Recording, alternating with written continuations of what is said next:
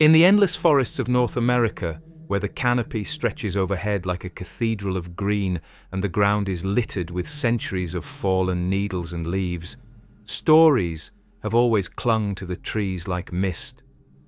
It is a place of shadow and silence, where every crunch of a boot and every broken branch can stir the imagination into restless motion. The people who walked these woods long before settlers came with their wagons and rifles already knew that the wilderness was not empty. It had its own presence, its own awareness, and it sometimes revealed itself through beings that stood halfway between man and beast. To step too far from the path was to risk seeing something your mind could never fully explain. When we talk about Bigfoot, we are not talking about a modern invention of tabloids or campfire tales meant to scare children. We are talking about a figure that stretches back into the deepest layers of American storytelling. Before it was given the name Bigfoot, before it was captured on shaky film reels or investigated by cryptozoologists, it was part of the lived reality of people who considered the forest sacred and dangerous in equal measure. The wilderness has always demanded respect, and in North America, that respect often took the form of stories about a giant, hairy man of the woods. Imagine the setting: miles upon miles of dense woodland, where visibility vanishes after only a few yards, where sound is swallowed quickly and returned in distorted echoes. For travelers and hunters, for scouts and families moving westward, this was not just beautiful scenery. It was a testing ground, a place that could take your life with cold, hunger, or the sudden swipe of a predator you never saw coming. Into this harsh environment walked the stories of a massive figure covered in hair, leaving behind prints in the mud that could not be mistaken for any animal known to science. For many, the forest itself seemed to breathe with hidden life, and the tales of Bigfoot became one way to explain what could not be seen, but could certainly be felt. When Europeans began their push into the continent, they entered a land already saturated with legends of the wild man. Tribes across the vast northern forests spoke of beings larger than humans, gifted with strength, speed, and a knowledge of the land that put even the best hunters to shame. The names varied from region to region, but the essence was the same. There were giants in the woods, and they were not to be trifled with. These figures occupied the space between the natural and the supernatural, sometimes described as flesh and blood beings, sometimes as spirits that could step in and out of this world as they pleased. In the Pacific Northwest, one of the most enduring centers of the legend, the Salish, the Lummi, and other nations spoke of the Saskets, the one later anglicized into Sasquatch. To the Lakota, there were stories of the Chiyetanka, the great elder brothers. The Cree had tales of the Wetiko, a dangerous cannibal spirit sometimes described with features not far removed from the hairy giant of the trees. This wasn't a single mythology, but a constellation of overlapping traditions that all seemed to agree on one thing. There was something human-like and massive in the forest, and its presence demanded attention. These stories weren't simply myths for entertainment. They were warnings, guides for how to live within the natural world without overstepping boundaries. A hunter who failed to show respect to the land might attract the attention of the wild man. A person who lost themselves in greed or cruelty might be taken away. In this sense, the figure we now call Bigfoot was never just a monster. It was part of the moral framework of life in the wilderness, a living reminder that nature itself watches and responds. As settlers pushed further into the frontier, their diaries and local newspapers began to record strange encounters. Hunters returned with tales of immense footprints pressed into the earth. Farmers spoke of livestock vanishing under mysterious circumstances. Loggers in the towering forests of the Northwest whispered about eyes reflecting red from the darkness just beyond the lantern light. For them, Bigfoot was both a terror and a companion in the lonely, dangerous stretches of land they sought to tame. Some dismissed it as native superstition, others as tall tales invented to pass long nights. but the reports never disappeared. The name Bigfoot itself wouldn't emerge until the middle of the 20th century, but the phenomenon was already embedded in American consciousness long before that. In the early days, the creature was often referred to simply as the wild man. Newspapers in the 1800s ran stories of feral beings living outside civilization, covered in hair, fleeing when confronted, leaving behind tracks that puzzled even the most experienced frontiersmen. Some of these reports blurred into accounts of escaped convicts or hermits driven mad by isolation, but enough of them shared consistent details that a pattern began to take shape: a giant, upright figure, immensely strong, with eyes that seemed almost human, yet filled with something untamed. For many, the wilderness itself was frightening enough without adding such a creature into the mix. Yet that is exactly what human beings have always done: give shape to the anxieties stirred by the unknown. The howls in the distance, the broken branches, the sudden silence of animals, all of these became evidence of a presence larger than life. To dismiss it as simple imagination misses the point. These stories were how people mapped their fears, how they gave form to the raw power of a land that could not be domesticated by axe or plough. But while fear was part of it, so was awe. Many indigenous traditions treated the hairy man with reverence rather than terror. He was not simply a beast, but a guardian of the wilderness, a teacher who punished arrogance and rewarded humility. For those who saw the forest as sacred, the presence of such a being was not just logical, it was inevitable. A landscape so vast and alive could not exist without its own keepers, its own ancient figures to watch over it. This duality, monster or protector, threat or guide, has followed Bigfoot into every retelling. The early explorers who moved through the forests carried these stories with them, often blending indigenous accounts with their own uneasy encounters. Some claim to hear footsteps following them at night, heavy and deliberate, always just beyond the range of the firelight. Others reported stones hurled from the darkness, too accurately thrown to be the work of animals. These were not isolated experiences. From the Appalachian Mountains to the Rockies, from the swamps of Florida to the frozen woods of Alaska, the figure of the hairy giant seemed to follow wherever the trees grew thick and human settlement thinned. The land itself reinforced the plausibility of the legend. In a continent filled with uncharted valleys, endless forests, and remote mountain ranges, the idea that an undiscovered species of giant primate or wild man could survive undetected did not seem as far-fetched to those who lived on the edge of survival. To them, the wilderness was so vast that anything could be hiding there, watching. The stories of Bigfoot were less about believing in the impossible and more about acknowledging the limits of human knowledge.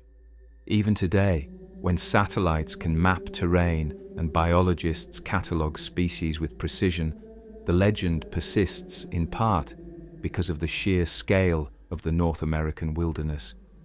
There are still places where human beings rarely tread, where the dense forests swallow all signs of passage, and where sound carries in ways that can play tricks on even the most experienced hunter.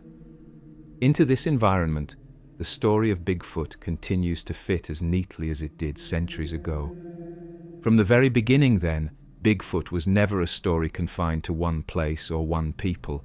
It was a phenomenon woven into the fabric of a continent's relationship with its wilderness. The names differed, the details shifted, but the presence remained the same: a giant in the woods, sometimes protector, sometimes predator, always watching from just beyond the reach of human certainty. And as we move forward, the footprints of this story only grow larger, spreading from campfire tales and tribal warnings into recorded encounters that would capture the imagination of the entire nation. Long before newspapers carried headlines about strange footprints or men with cameras tried to capture the shape of a giant in the trees, the people who lived across North America told stories of beings who were already there. The figure we now call Bigfoot was not introduced by settlers or invented by folklore collectors.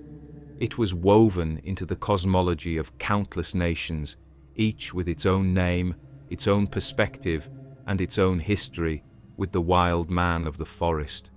To understand the depth of this legend, we must step back into those traditions, into the oral histories that stretch beyond written record, where the line between the human and the non-human was never so sharply drawn. For many indigenous peoples, the wilderness was not an empty stage to be conquered, but a living entity filled with presences, some familiar, some dangerous, and some existing in between. The giant of the woods belonged to this in-between category. It was close enough to human to inspire recognition, yet distant enough to remain shrouded in mystery. In the stories of the Salish people, the Saskets was not simply a creature, but a people of their own, a parallel race living deep in the mountains, rarely seen, yet always felt. The very word Sasquatch that would later enter popular vocabulary comes from this linguistic root, though its meaning was never meant to describe a simple animal. It implied something older, something powerful, something that stood beside humankind without belonging to it. The Lummi people spoke of Tsemequez, another hairy giant whose presence was as real to them as the deer or the bear. For them, the wild man was not merely an enemy to be feared, but part of the world's natural order. Some accounts described them as shy and elusive, retreating quickly when humans approached, while others warned of their anger when disrespected. In these stories, the wild man was a mirror of humanity, capable of kindness, capable of cruelty, but always demanding caution and humility. Moving inland to the Great Plains, the Lakota told of the Chiyetanka, the elder brothers. These were towering beings whose size and strength set them apart, yet the name revealed something important. They were not cast purely as monsters or enemies. They were older kin, dangerous but also respected, beings that symbolized both the closeness of humanity to the animal world and the reminder that people were not the sole masters of the land. The term elder brother suggests hierarchy, but also family, and in that nuance lies a key truth. These figures were part of a moral universe where every being had its place. Further north, the Cree told stories of the Wetiko. Today, that name is often associated with a cannibal spirit, a creature of insatiable hunger that stalked the winter forests. But in some variations, the Wetiko also took the shape of a giant, hair-covered man, towering over ordinary humans, blending monstrous appetite with human-like intelligence. The danger it represented was not only physical, but spiritual, a warning about greed, selfishness, and the destructive force of losing one's humanity to hunger. Here, the wild man became more than a story of survival in the woods. It became an allegory of the destructive impulses within human beings themselves. Across the continent, different names emerged, each tied to a particular landscape and cultural context. In the Algonquin regions, there were stories of stone giants who roamed the forests, impervious to arrows and weapons. In the tales of the Coast Salish and other Pacific peoples, the hairy man was often tied to mountain ranges, suggesting that the high, inaccessible places were his natural domain. The Cherokee had their own legends of the Sul Kalu, sometimes translated as the slant-eyed giant who lived in the forests and mountains and was connected to sacred sites. These were not isolated fables, but pieces of a broad, consistent pattern, a recognition of giant, human-like beings inhabiting the wilderness. The details varied, but certain themes repeated again and again. These beings were large, powerful, and covered in hair. They were elusive, rarely allowing themselves to be seen clearly. They lived apart from humans, yet their paths sometimes crossed, often with dramatic consequences. And above all, they were tied to morality. To speak of them was not simply to share a frightening tale. It was to teach respect for the land, to warn against arrogance, to emphasize the dangers of straying too far from tradition. In some traditions, the wild man was a punisher of misbehavior.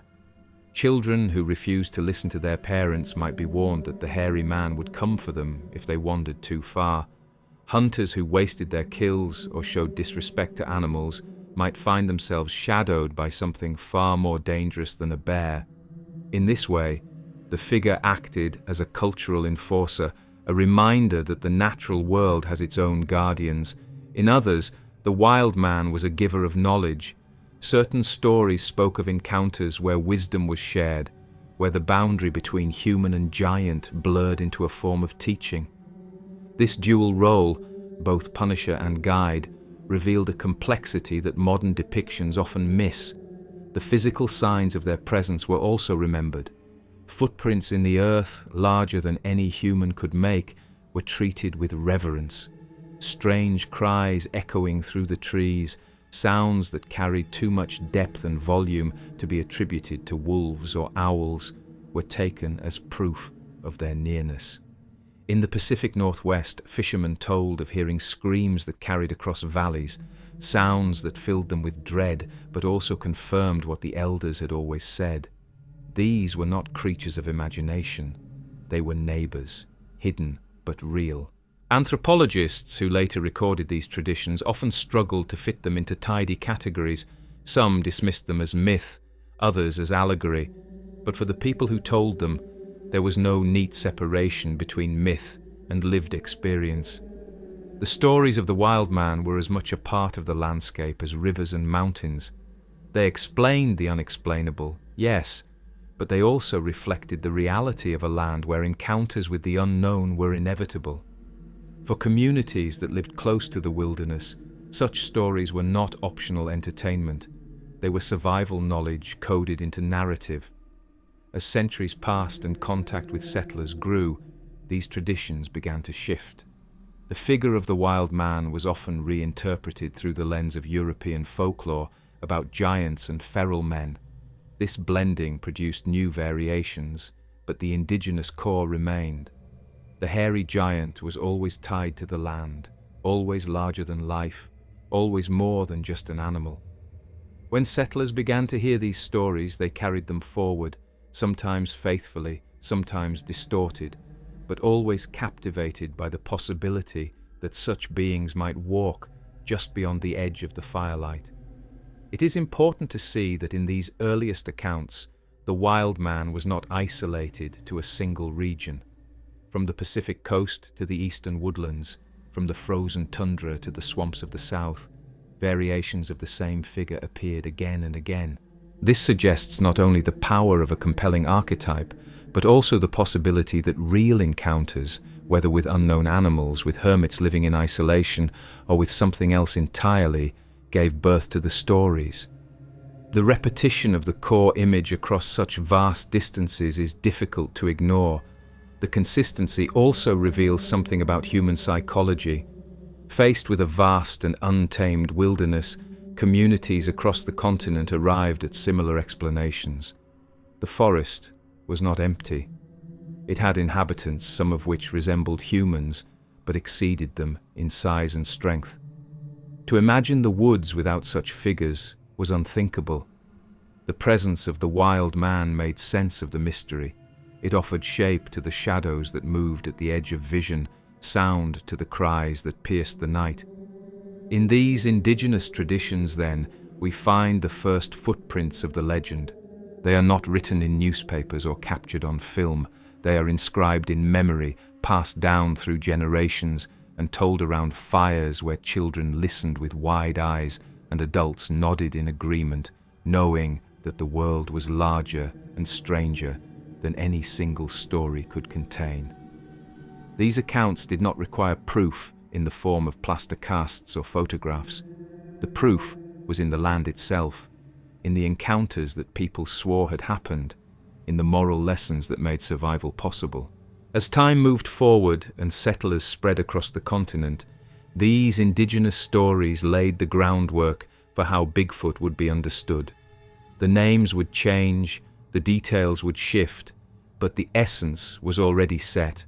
A giant figure of the forest, human-like yet otherworldly, feared yet respected, impossible to dismiss. And as the frontier expanded, these tales began to blend with the experiences of trappers, loggers, and pioneers who found themselves in the same forests, facing the same shadows, and sometimes seeing the same footprints pressed deep into the earth. When settlers pushed deeper into the continent, carving paths through thick forest, building rough cabins on the edges of rivers, and clearing fields where none had existed before, they carried with them not just tools and livestock, but also expectations about the wilderness. To them, the woods were a resource to be harvested, a threat to be subdued, and a mystery to be explained. Yet the forest often answered back, and its reply sometimes came in the form of something larger than any bear, more human than any wolf, and far more unsettling than anything they had known back home. The figure of the hairy giant was no longer only in the stories of native nations. It was appearing in the campfire whispers and diary entries of those who considered themselves the pioneers of civilization. The first generations of European settlers were already primed to recognize such beings. Their own folklore spoke of wild men, giants, and mysterious hermits who lived apart from society. Tales of the wood woes in medieval Europe described hairy, half-human figures that wandered forests, sometimes attacking travelers, sometimes serving as omens of natural forces. When settlers heard indigenous accounts of beings that seemed to fit this same mold, the two traditions intertwined almost seamlessly. The wilderness of the New World was already vast and frightening. To imagine it populated by giants was both natural and inevitable. In frontier newspapers of the late 18th and early 19th centuries, reports began to circulate about strange encounters. Hunters in the Appalachian Mountains told of massive footprints found along riverbanks, each step pressed so deep that even hardened soil could not hold the shape without crumbling. In Kentucky, travelers spoke of distant howls unlike any animal they knew, a sound that carried across valleys and left even seasoned woodsmen uneasy. Ohio, Pennsylvania, and Virginia carried their own variations, each with local twists, but the image remained consistent. Something was out there, moving in the shadows, seen only briefly, yet leaving an impression far larger than its fleeting appearances. Some of the earliest written accounts describe what settlers called wild men of the woods. These were not framed as animals in the way one might speak of a wolf or a bear. They were closer to people, though taller, covered in thick hair, and often described as solitary figures avoiding direct contact. The descriptions often blurred the line between fact and legend. Was this a lost man who had gone feral after years in isolation? Was it a surviving member of some unknown race of giants? Or was it something that had always lived in the woods, beyond the reach of society? Each possibility fed into the growing narrative. One of the most repeated patterns came from trappers and hunters who worked alone for weeks at a time. They told of hearing footsteps pacing outside their camps at night, heavy and deliberate, circling but never approaching directly. Others described stones being thrown into campfires or at shelters, not the random tumbling of rocks from slopes, but deliberate throws with aim. The implication was clear. Whatever was out there was aware of humans, and curious enough to watch, but clever enough to remain hidden. For men who relied on their knowledge of animal behavior, this was perhaps the most frightening element. Bears might prowl a campsite, wolves might howl, but neither seemed capable of this calculated, almost human pattern of behavior. By the mid-19th century, stories of the hairy giant had spread across frontier regions. In Arkansas and Missouri, stories emerged of the wild man of the woods, a towering figure covered in hair, sometimes glimpsed near rivers or in the thick of trees. In Tennessee, a widely circulated story told of settlers encountering a being nearly 8 feet tall with enormous strides, seen only for a moment before it vanished back into the woods. These accounts often appeared in local papers, sometimes framed as curiosities, sometimes as genuine warnings. Skeptics dismissed them as drunken tales or exaggerations born of fear, but the sheer number of reports made it impossible to ignore. Some encounters took on more dramatic detail. Farmers claimed livestock had been carried off during the night, with only massive tracks left behind as evidence. Miners working in remote camps described being startled by howls that echoed off the mountains, sounds too deep and resonant to match wolves or cougars. Travelers spoke of seeing figures in the distance, moving upright, their silhouettes too tall and broad to belong to ordinary men. For communities already living in precarious conditions, the idea that a hidden race of giants might also inhabit the land was both terrifying and strangely validating. It gave form to the unease they felt in a world where the forest itself seemed alive and unpredictable. These reports also reflected the cultural anxieties of the time. Settlers were constantly confronting the unfamiliar, strange climates, new animals, vast territories that dwarfed the villages they had left behind. To encounter something like a hairy giant was to confront the limits of human control. Civilization felt fragile when you could not be certain what shared the land with you. In many ways, Bigfoot became a symbol of that uncertainty, the embodiment of everything untamed that resisted settlement.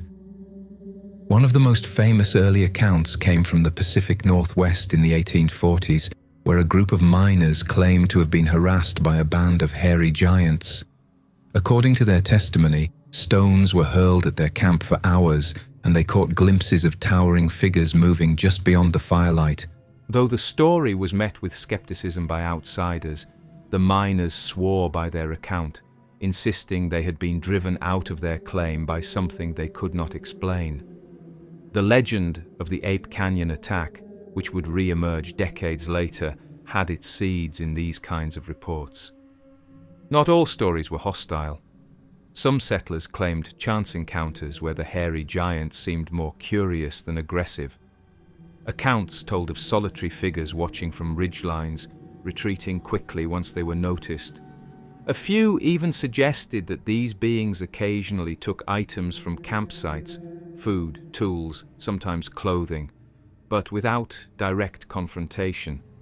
These details painted a picture of a creature that was not mindless but deliberate, capable of interacting with human presence without seeking destruction. That blend of intelligence and distance made the figure all the more compelling. As literacy spread and newspapers became more widely read, the stories of the wild man took on a new life. Reports of strange creatures were no longer confined to local gossip, but traveled across states, reaching readers who had never set foot in the forests where such encounters supposedly took place. For people living in cities, these accounts carried a mix of horror and fascination. They reinforced the idea that the wilderness was a realm of mystery, a place where the boundaries of known science and human control dissolved. By the late 19th century, the legend of the hairy giant was firmly embedded in the folklore of the frontier. It had become part of the larger mythology of the American wilderness, alongside stories of thunderbirds, ghostly lights, and lost mines. What made the wild man unique, however, was the consistency of its description. While other legends varied wildly in form, the hairy giant remained remarkably stable, tall, broad, covered in hair, leaving immense footprints, capable of both aggression and avoidance. It was as though every region was describing the same being through slightly different cultural filters. The figure also began to shift in meaning. For some, it remained a frightening possibility, a predator lurking in the woods. For others, it took on the role of a symbol for the wilderness itself, untamed and unknowable. In either case, it reminded settlers that their mastery of the land was never complete. Even as railroads spread and towns grew, there were always stretches of forest where something older and wilder still held sway. The legacy of these frontier encounters would later feed directly into the 20th century explosion of interest in Bigfoot. When people in the 1900s began to find giant tracks or report sightings, they were not starting from scratch. They were tapping into a reservoir of stories that had been circulating for generations. The hairy giant was already part of the cultural fabric. All it needed was a name, a photograph, or a film clip to bring it roaring into the modern era. What is striking, looking back, is how much of the modern Bigfoot image was already in place by the frontier period. The massive footprints, the deep cries, the stone throwing, the elusive behavior, all of these were present long before cameras and plaster casts. Settlers may not have used the word Bigfoot, but they were describing the same figure we recognize today.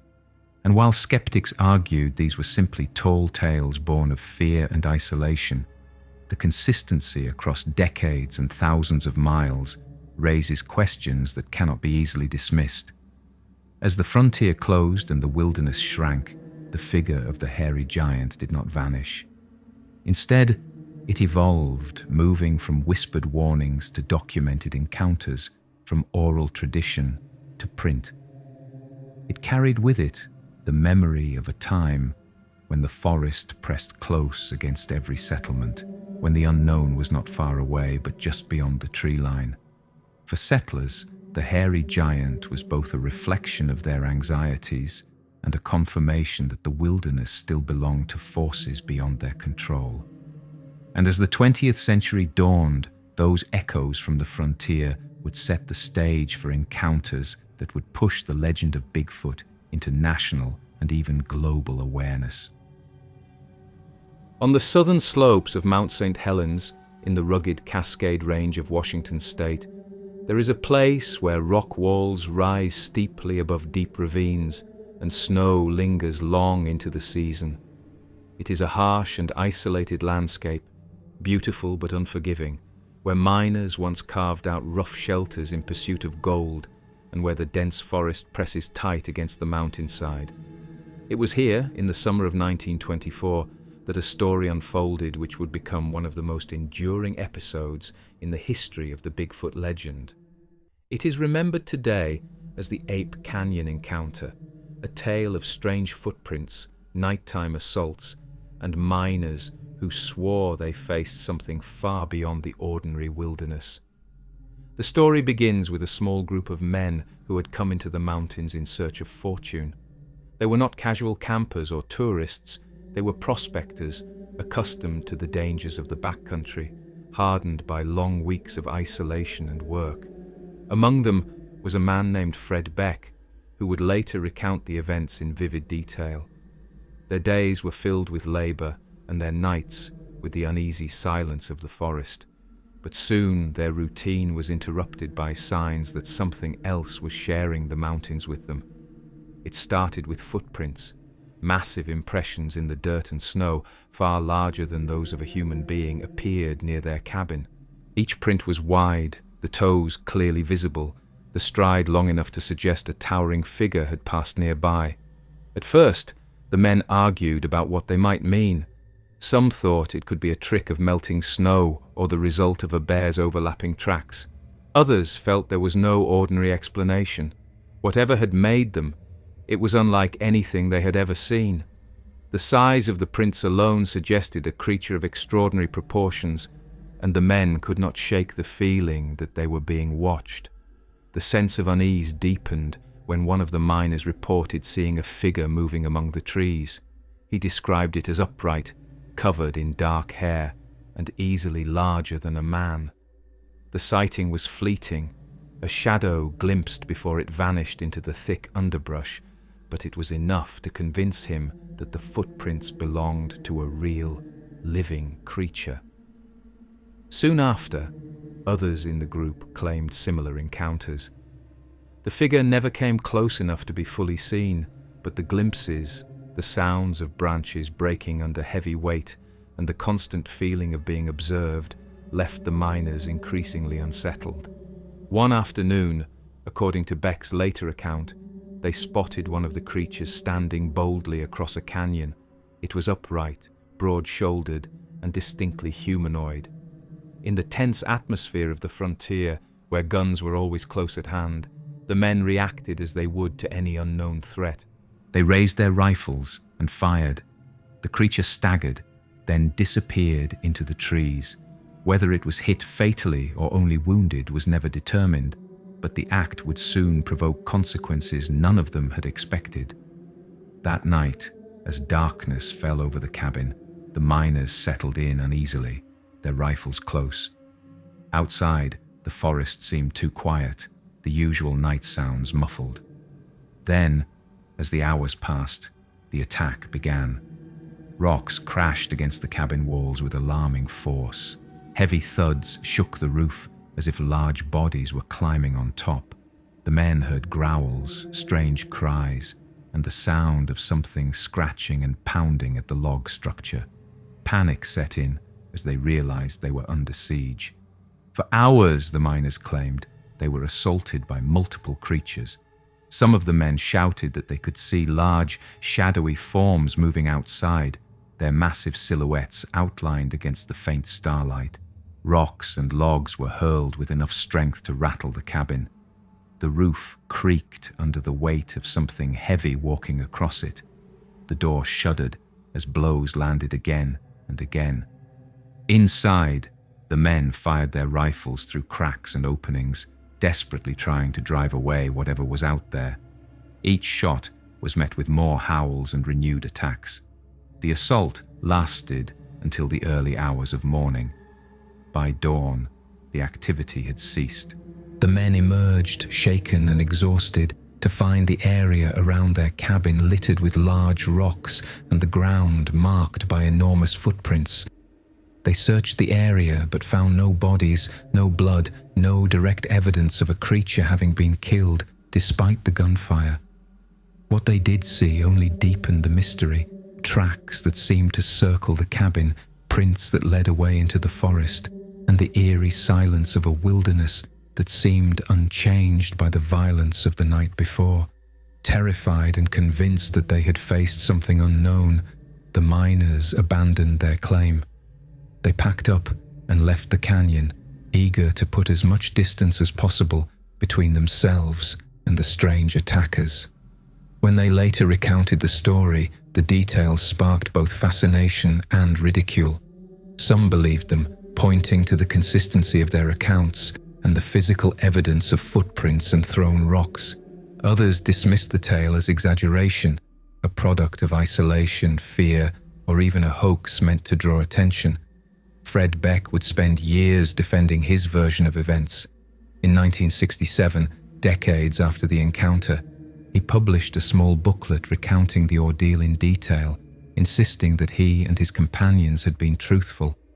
He even went further, suggesting that the beings they encountered were not just unknown animals, but spiritual entities, creatures that existed in a realm between the physical and the supernatural. His interpretation added another layer to the legend, shifting it from a simple monster story into something far more enigmatic. Skeptics have offered various explanations over the years. Some suggest the miners were attacked by local youths playing a prank, though the scale and persistence of the assault make that theory unlikely. Others argue it could have been bears, though bears do not throw rocks, walk upright for extended periods, or coordinate attacks in groups. Some dismiss the entire episode as a tall tale invented by bored miners seeking attention. Yet, despite the doubts, the story has endured, retold again and again as one of the most dramatic Bigfoot encounters on record. The canyon itself was given its name after the incident. Before 1924, it was just another rugged ravine in the shadow of Mount St. Helens. Afterward, it became known as Ape Canyon, a name that cemented the association between the landscape and the legend. Hikers, climbers, and later researchers flocked to the area, hoping to glimpse what the miners had described. The ruggedness of the terrain, combined with the lingering aura of mystery, made it a focal point for Bigfoot enthusiasts for decades. What makes the Ape Canyon story so compelling is the combination of elements that define the Bigfoot legend as a whole. The massive footprints that appeared near the cabin echo the countless reports of tracks across North America. The fleeting glimpses of upright, hairy figures align with indigenous accounts and settler sightings from earlier times. The stone-throwing and cabin assault match behaviors described in other encounters where witnesses reported being harassed rather than directly attacked. And the lingering mystery, with no body or clear evidence left behind, mirrors the frustration of every Bigfoot investigation since. The miner's ordeal also illustrates the psychological power of the legend. Alone in the wilderness, under siege by something unseen, their fear magnified every sound and shadow. Yet at the same time, their accounts were consistent and detailed, suggesting they experienced something real, whether explainable or not. The Ape Canyon encounter became a kind of template for later Bigfoot stories: sudden discovery, fleeting sightings, escalating conflict, and then disappearance into the depths of the forest without resolution. Even today, nearly a century later, the canyon retains its mystique. Hikers report strange feelings of being watched, unusual noises echoing through the ravines, and, occasionally, the discovery of footprints in snow or soil that defy easy explanation. The eruption of Mount St. Helens in 1980 dramatically altered the landscape, burying parts of the region under ash and reshaping valleys and ridges. Yet the name Ape Canyon remains, tied forever to the story of the miners who claimed to have fought off giants in the night. For believers, the encounter stands as one of the strongest pieces of anecdotal evidence in favor of Bigfoot's existence. It involved multiple witnesses, physical signs such as footprints and thrown stones, and a dramatic confrontation that lasted for hours. For skeptics, it is simply a frontier legend, a story grown larger with retelling, sustained by the human tendency to create monsters out of fear and isolation. But whichever interpretation one favors, there is no denying the impact the story has had. It took the figure of the wild man from whispers and rumors into the realm of sensational national attention. The Ape Canyon incident also set the stage for a shift in how Bigfoot was understood. Before, the hairy giant had been a figure of folklore and frontier gossip. Afterward, it became the subject of investigation, debate, and even scientific curiosity. Researchers, journalists, and adventurers began to look at such encounters not only as campfire stories, but as mysteries that demanded explanation. In that sense, the miner's terrifying night in the Cascades marked a turning point, transforming Bigfoot from a scattered set of local legends into a phenomenon with national resonance. And yet, for all its drama, the story of Ape Canyon is still only one footprint in the trail. The legend was far from finished. Within a few decades, another event would bring Bigfoot to the forefront of American culture once again, this time not in the form of miners' testimony, but in a piece of film that would be played, paused, and analyzed endlessly, capturing the imagination of the public like never before. By the mid-20th century, stories of the hairy giant had already spread across the continent. Miners, hunters, and frontiersmen had left their testimonies. Newspapers had carried headlines about wild men and strange tracks. Indigenous traditions had preserved far older accounts that spoke of beings who were part of the natural order. Yet for all the stories, for all the footprints pressed deep into soil and snow, for all the reports of cries echoing through lonely valleys, nothing had yet provided the kind of evidence that could force skeptics to look twice. That changed in 1967, in a rugged patch of Northern California known as Bluff Creek. It was here that a short strip of film would capture an image that has haunted the imagination of millions ever since. Bluff Creek was already a name whispered among those who followed the legend. In the years before 1967, the area had been the site of repeated reports of giant footprints. Loggers, hunters, and road builders working in the region had come across prints so large and so deep that even the most skeptical struggled to dismiss them outright.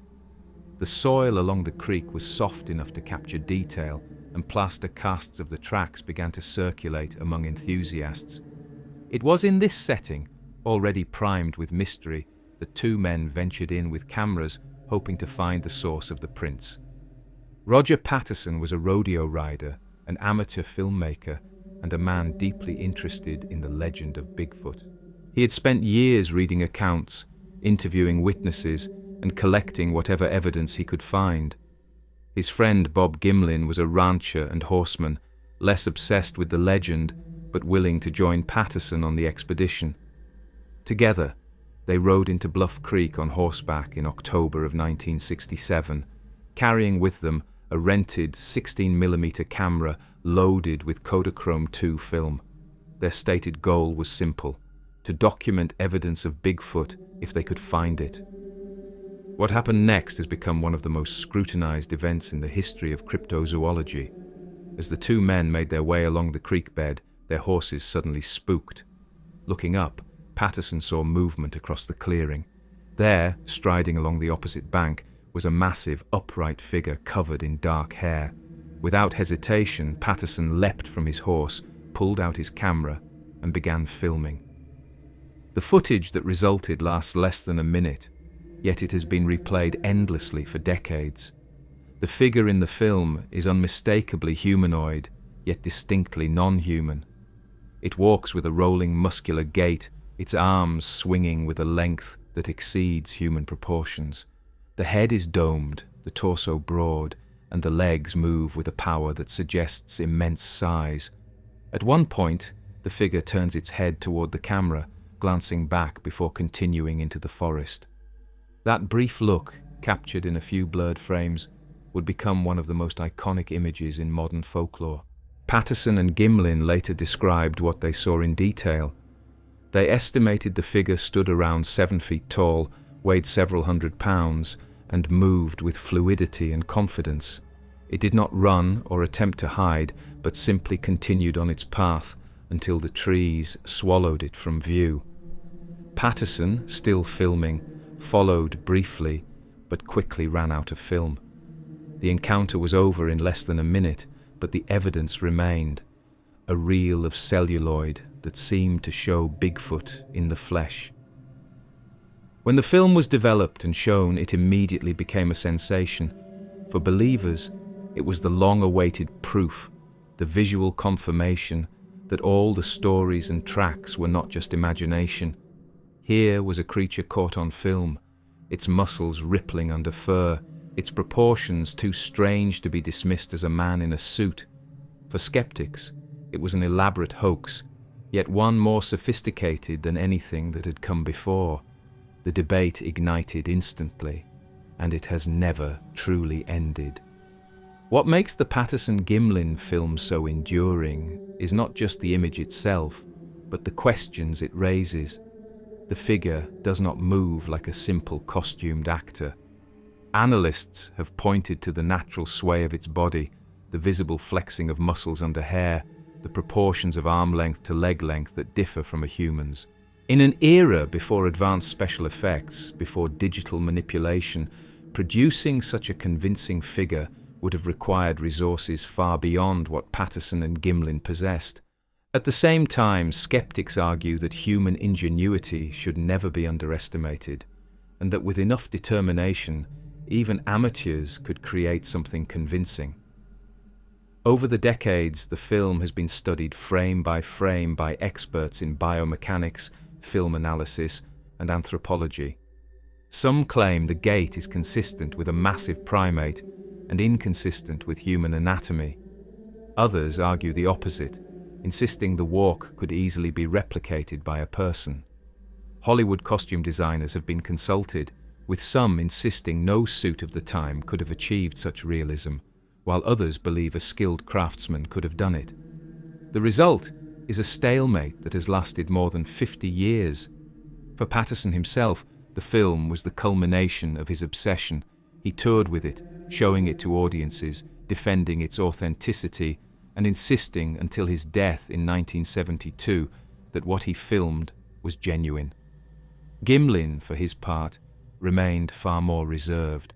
For decades, he avoided the spotlight, unwilling to endure the ridicule that often accompanied Bigfoot claims. Yet, whenever he did speak, he never wavered in his account. He insisted that what they saw that day was not a man in a suit, but a living creature of enormous size. The Bluff Creek site itself became a pilgrimage point for researchers and enthusiasts. Expeditions returned to the area again and again, searching for more evidence, measuring the tracks left behind, and trying to reconstruct the path the creature had taken. The casts made of the footprints found at the scene revealed details such as dermal ridges, patterns similar to fingerprints, that some experts argued would be nearly impossible to fake. To others, these details were simply more elaborate hoaxing. The line between proof and illusion blurred further with each new examination. What cannot be denied is the cultural impact of the film. Before 1967, Bigfoot was a regional legend, popular in the Pacific Northwest, but largely unknown elsewhere. After the Patterson-Gimlin footage, the creature became a national and even international phenomenon. Television shows aired the film, magazines published still frames, and suddenly Bigfoot was a household name. The image of the broad-shouldered, fur-covered figure striding through the creek bed entered the collective imagination, joining the ranks of the Loch Ness Monster and other enduring mysteries.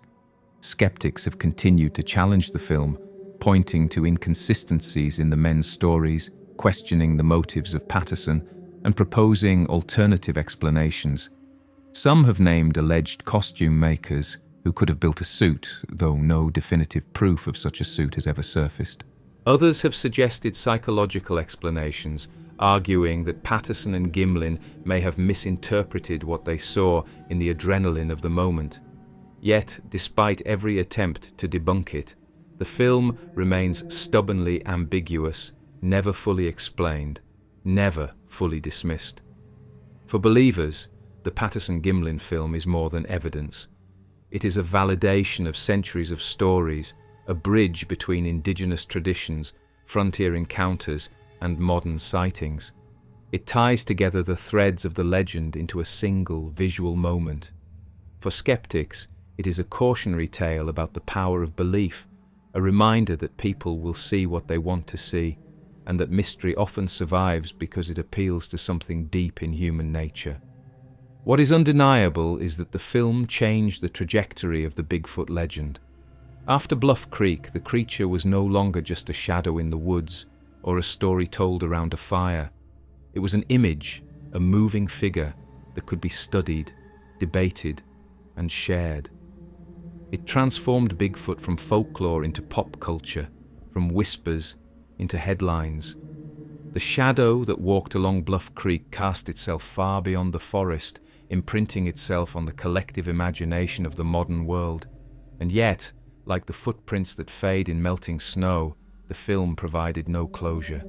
It gave just enough to tantalize, to convince some and infuriate others, but never enough to end the debate. The creature in the film walked into the forest and out of reach, leaving behind only questions. And those questions would fuel not only decades of research, but also the next wave of reports, sounds, and sightings that kept the legend alive. For if the camera could capture such an image once, many wondered, what else might be waiting in the forests, just beyond the edges of certainty, ready to be heard if not seen? When most people think of Bigfoot, the first images that come to mind are the tracks pressed into soft soil, the broad shadow glimpsed among trees, or the famous figure striding across the Bluff Creek sandbar. Yet among those who have spent long nights in the woods, listening as the fire dies and the silence deepens, the most haunting encounters do not involve sight at all. They involve sound. For as long as stories of the hairy giant have circulated, there have also been reports of strange cries, howls, and screams echoing through the forest, sounds so powerful, so alien, that even seasoned outdoorsmen admit they cannot identify them. These calls in the night have become one of the strongest threads in the fabric of the legend, a reminder that not every mystery can be captured on film. The reports vary, but certain patterns recur again and again. Some describe a long, mournful wail that rises and falls across the ridges, too deep to be a coyote, too drawn out to be an owl. Others speak of guttural roars, sudden bursts of sound that rattle the chest, and seem to shake the very trees. Still others recall rapid whoops or wood knocks, sounds repeated in patterns that suggest communication rather than random noise. For the witnesses, these sounds are unforgettable. They carry a sense of raw power and intention, as though something hidden in the darkness is declaring its presence without showing itself. In the decades following the Patterson-Gimlin film, the search for evidence turned increasingly toward audio. If the creature was too elusive to be captured clearly on camera, perhaps its voice could be recorded. One of the most famous examples comes from the Sierra Nevada mountains in the early 1970s. A group of hunters camping in a remote location began to hear strange vocalizations at night, calls unlike any animal they knew. Intrigued and unnerved, they brought recording equipment and captured hours of audio that would later be studied extensively. These recordings, known as the Sierra Sounds, contain a bizarre range of noises, deep growls, high-pitched whoops, and even what some describe as a kind of language, a rapid series of clicks, whistles, and vocalizations exchanged between multiple individuals. When the Sierra Sounds were analyzed by linguists and sound engineers, the results were striking. The range of frequencies exceeded that of normal human speech, and the power of the calls suggested lungs far larger than any ordinary person's. Some experts argued that the recordings captured an unknown form of communication, though skeptics maintained they were clever fabrications. Regardless, the Sierra Sounds became legendary among Bigfoot researchers, often cited as the closest thing to vocal proof of the creature's existence. But these were not isolated incidents. Across North America, hunters, hikers, and campers have described hearing noises that defy explanation. In the dense forests of the Pacific Northwest, people report blood-curdling screams that echo for miles, sounds so loud that they drown out every other noise of the night. In the swamps of Florida, witnesses speak of guttural bellowing that rattles across the water, attributed to the skunk ape, a regional variation of the Bigfoot legend. In the Appalachian Mountains, hikers have told of long, mournful howls drifting down valleys, so uncanny that even experienced outdoorsmen admit they have no comparison in known wildlife. What makes these sounds so compelling is the reaction they provoke. Bears can growl, mountain lions can scream, owls can screech, and coyotes can yip. But people who know these animals well often insist the noises they heard were something else entirely. Hunters who can identify game by sound alone have admitted they were shaken by calls that made their hair stand on end. Seasoned hikers have sworn they froze in place, instinctively recognizing that whatever was making the noise was not something they wanted to encounter. The human body seems to react on a primal level, interpreting the sounds as both powerful and dangerous. The reports are not limited to remote wilderness. In rural towns on the edge of forests, residents have sometimes described entire communities hearing the same unearthly cries. Dogs howl and whine, livestock become restless, and people step out onto porches to listen as the noise rolls through the night. Some of these events are shared by dozens of witnesses, all describing the same impossible sound. Local newspapers occasionally record the events, though often with a mix of humor and skepticism. Yet for those who heard it, the memory lingers with unsettling clarity. Among researchers, the idea that Bigfoot communicates through vocalizations has become a major focus. Some suggest the calls serve as territorial warnings, meant to keep intruders away from hidden groups. Others believe they may be forms of social communication within a population, similar to how primates use vocal calls to maintain bonds. The theory of wood knocking, striking trees with heavy branches to produce loud, resonant cracks, has also gained traction. Many witnesses claim to have heard sharp knocks in the forest, often answered by additional knocks from a distance, suggesting deliberate signaling rather than random noise. Skeptics, of course, offer natural explanations. Coyotes, they argue, can produce a bewildering range of vocalizations, especially when packs call together. Mountain lions are known for their eerie screams, sometimes mistaken for women crying in the night. Owls can create unnerving sounds that seem to echo strangely in valleys. Yet even acknowledging these possibilities, the sheer number of reports from experienced outdoorsmen who reject those explanations cannot be dismissed easily. For every skeptic who insists the sounds belong to known animals, there are hunters, trappers, and naturalists who maintain they heard something entirely outside their experience. The psychological impact of these encounters is significant. Unlike a visual sighting, which can be fleeting and subject to misidentification, sound immerses the listener in a way that leaves little room for doubt. When a scream echoes through the darkness, the witness does not have the luxury of dismissing it as a trick of the eyes. The body feels the sound, the chest vibrates with its resonance, and the instinctive fear response surges. This visceral reaction explains why so many people describe the noises as the most terrifying part of their encounters, even when they never actually see a creature. Some folklorists argue that these sounds represent a deeper symbolic function within the legend. The call of the wild man is the call of the wilderness itself, unfamiliar, powerful, and untamed. It reminds people that the forest is not silent, but alive with presences that cannot be fully understood or controlled. In this sense, the sounds attributed to Bigfoot serve as auditory thresholds, signaling that one has crossed from the human world into the realm of the unknown. Whether or not the creature exists, the sounds embody the fear and fascination of the wilderness at night. Recordings continue to surface. Modern researchers equipped with high-quality audio gear set out to capture the noises that witnesses describe. Some of these recordings are shared online, where they are analyzed, debated, and compared to known animal calls. Enthusiasts pore over spectrograms, pointing out unusual frequency patterns, while skeptics counter with alternative explanations.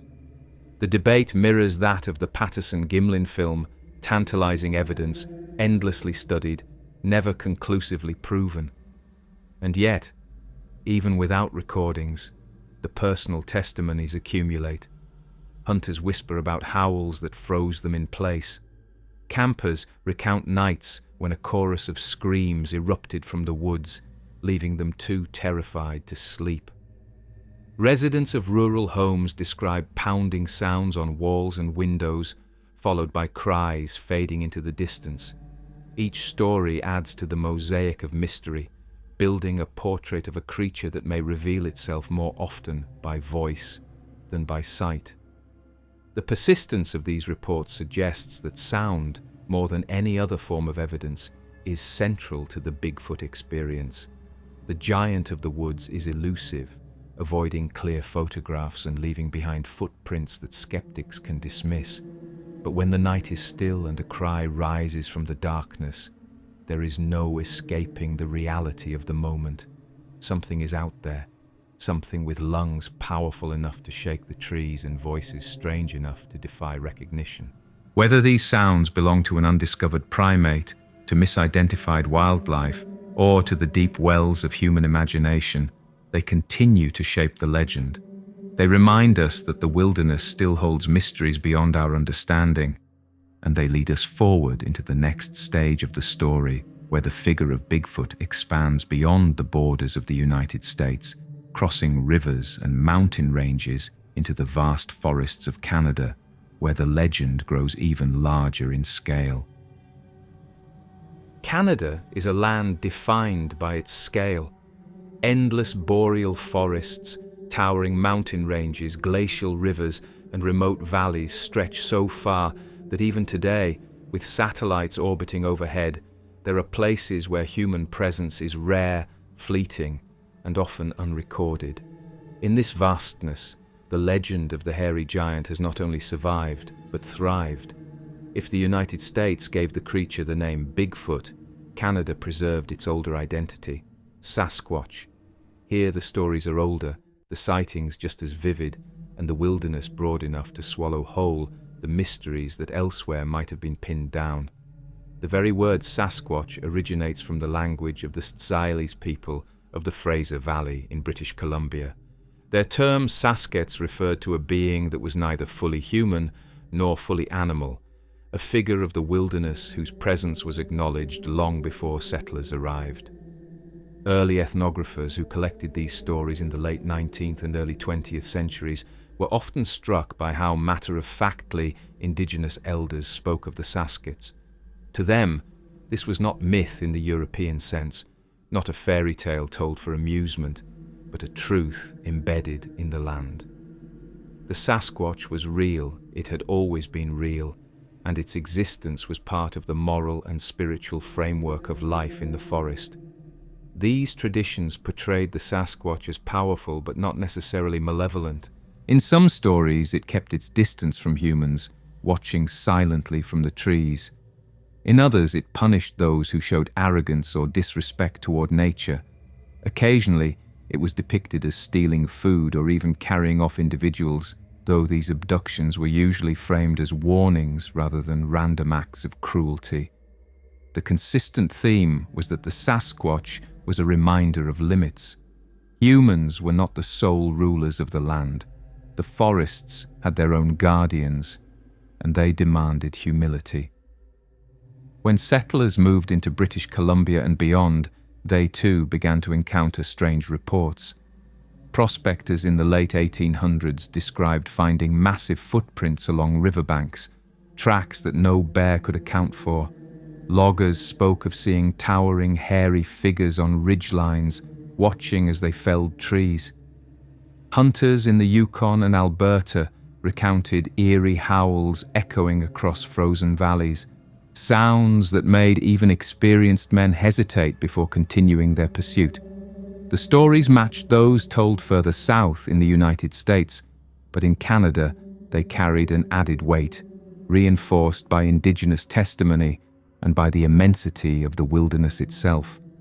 In 1924, the same year as the Ape Canyon incident in Washington state, a Canadian newspaper carried one of the most influential Sasquatch stories of the era.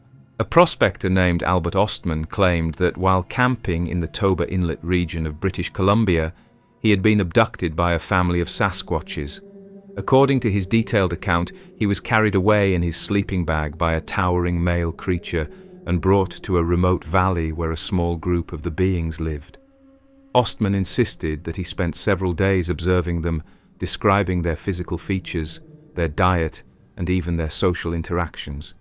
Eventually he escaped, but the story he told was unlike any other. To some, it sounded fantastical, a tall tale born of isolation. To others, it was evidence not only of the creature's existence, but of its intelligence and family structure. Ostman's account has been debated endlessly, but its level of detail sets it apart. He described the creatures as covered in hair, with broad shoulders, long arms, and facial features somewhere between human and ape. He claimed the family consisted of an older male, a female, and two younger ones. They ate roots, grass, and fish, and they showed signs of curiosity, but not hostility. Ostman believed he had stumbled upon a family group living in isolation, hidden in the vastness of British Columbia's mountains. Skeptics dismissed his story as fabrication, but believers pointed to the consistency with other sightings and the difficulty of inventing such a detailed narrative without some basis in experience. Stories like Ostman's only deepened the association between Canada and the Sasquatch. British Columbia, with its temperate rainforests, towering cedars, and endless valleys, became the heartland of the legend.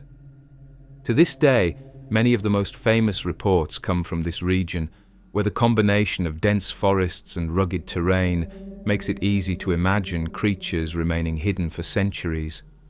Yet the Sasquatch stories are not confined to one province. From the Yukon down to Nova Scotia, from the prairies to the Maritimes, tales of giants in the woods have surfaced again and again. One of the most striking aspects of Canadian reports is their sheer geographical spread. In Alberta, ranchers have spoken of massive figures crossing open fields at dusk, vanishing into tree lines with strides too long for any man. In Manitoba, trappers described footprints along frozen rivers, prints so large they seemed to belong to a creature of impossible size.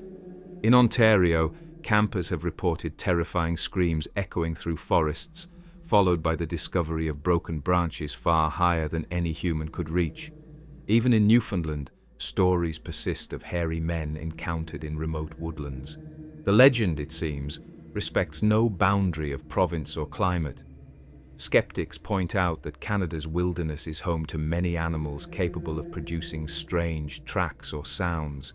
Bears can rear up on two legs, wolves can howl in ways that seem uncanny, and moose can leave tracks that confuse the inexperienced. Yet, the persistence of the Sasquatch tradition across such a vast area suggests something more than mere misidentification. Witnesses are often seasoned outdoorsmen, hunters, loggers, or trappers who know the land and its wildlife intimately. When they insist they saw or heard something outside of normal experience, it carries weight. Canadian researchers have played a major role in keeping the Sasquatch legend alive. In the 1950s, a man named John Green began collecting reports, interviewing witnesses, and compiling one of the largest archives of Sasquatch sightings in the world. Based in British Columbia, Green was a journalist who approached the subject with a balance of skepticism and curiosity. His work brought rigor to the study of Sasquatch, transforming scattered anecdotes into a coherent body of evidence. Alongside him, other researchers such as René Dahinden and Grover Krantz devoted decades to analyzing footprints, recordings, and eyewitness testimony, keeping the legend in public view and lending it a measure of credibility. What sets the Canadian Sasquatch apart in many accounts is its size. While American reports often describe figures around 7 or 8 feet tall, Canadian sightings sometimes push the boundaries further, suggesting beings of 9 feet or more, with shoulders so broad they seem to block out the trees behind them. Whether this is a reflection of exaggeration, cultural emphasis, or actual difference is impossible to say, but it adds to the aura of the Canadian variant as the true giant of the woods. Another notable element is the continued strength of Indigenous traditions. While in the United States the name Bigfoot often dominates, in Canada the word Sasquatch retains its cultural roots. Indigenous elders continue to speak of the being with respect, often framing it not as a monster, but as part of the natural and spiritual landscape. For them, the Sasquatch is neither proof nor myth, but reality, acknowledged in ceremonies, stories, and teachings. This perspective complicates the modern debate, reminding outsiders that the figure is not just a cryptozoological puzzle, but part of a living worldview. For Canadians who live near the wilderness, the Sasquatch has become both a symbol of mystery and a marker of identity. Towns hold festivals, businesses use the name and image, and the creature appears on souvenirs and advertisements. Yet beneath the playful commercialization, there remains a current of belief, a quiet acknowledgement that the forests are vast enough to hold secrets. When hunters trade stories of strange cries in the night, when hikers describe the uneasy feeling of being watched, when trappers stumble upon footprints too large to dismiss, the legend continues. The Canadian wilderness has always been a place where human presence feels small. The mountains, rivers, and forests dwarf settlements, reminding people that they are guests in a much larger system. In this setting, the Sasquatch fits perfectly, embodying the scale and mystery of the land itself. Whether as guardian, predator, or simply another inhabitant of the deep woods, it remains a presence woven into the Canadian imagination. And just as the Sasquatch has grown in the forests of Canada, so too have its cousins appeared across North America. Different names, different forms, but always the same essence. The hairy giant of the wilderness, human-like yet alien, always near but never caught. From the swamps of the south to the hollows of Appalachia, the legend spreads outward, multiplying into regional variations that carry their own distinct character while echoing the same ancient archetype. When people hear the name Bigfoot, they often think first of the Pacific Northwest, of towering evergreens and mist-draped ridgelines, of remote logging roads where massive footprints appear in the mud. But the creature's legend has never been confined to one corner of the continent. Wherever there are forests, swamps, or mountain hollows, stories of a hairy giant emerge, shaped by the landscape and culture of each region. In the American South and along the spine of the Appalachian Mountains, Bigfoot goes by different names, wears different faces, and inhabits very different environments. Here, the wilderness is not a sea of fir trees, but swamps thick with cypress and moss, or rolling mountains where cabins cling to ridges and the forest presses tight.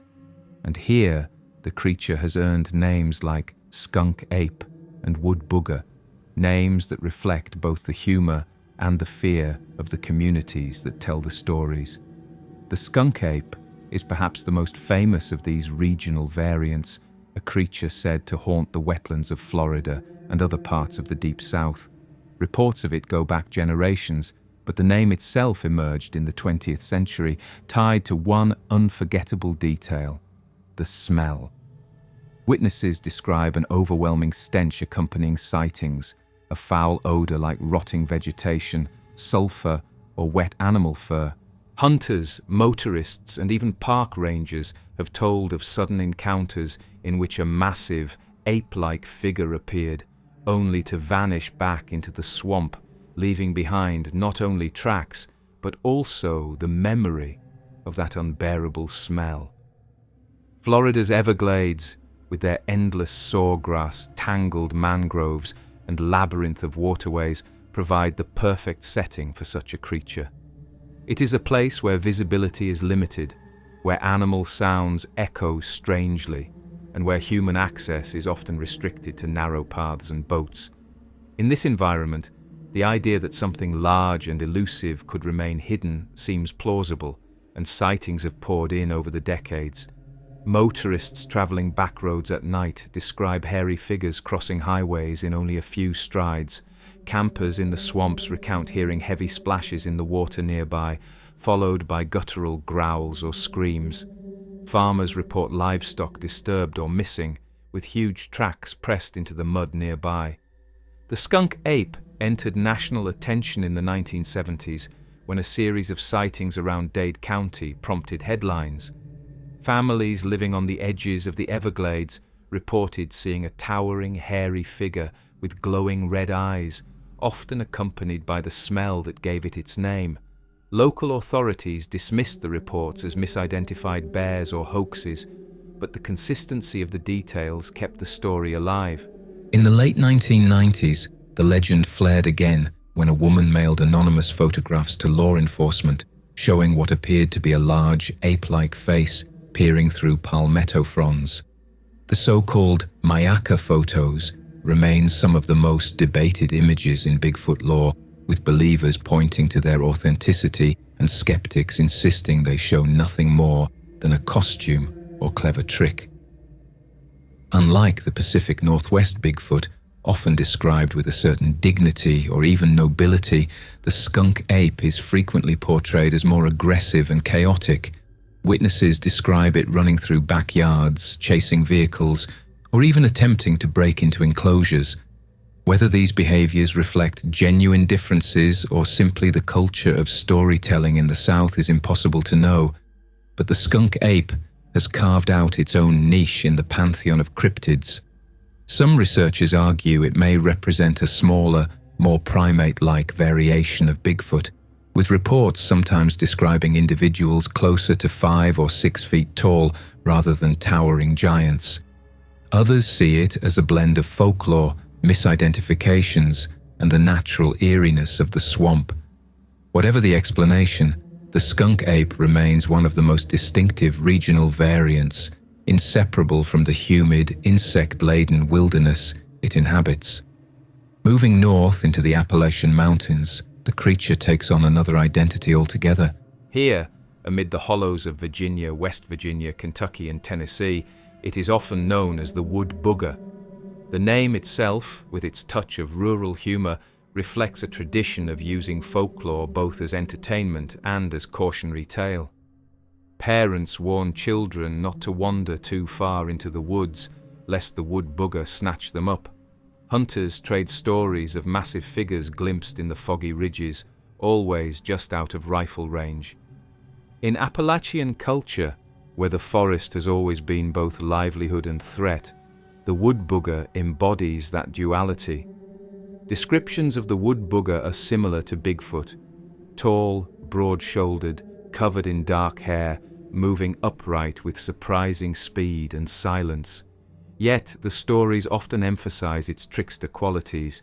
It is said to throw rocks at intruders, to mimic voices, or to steal food left unattended.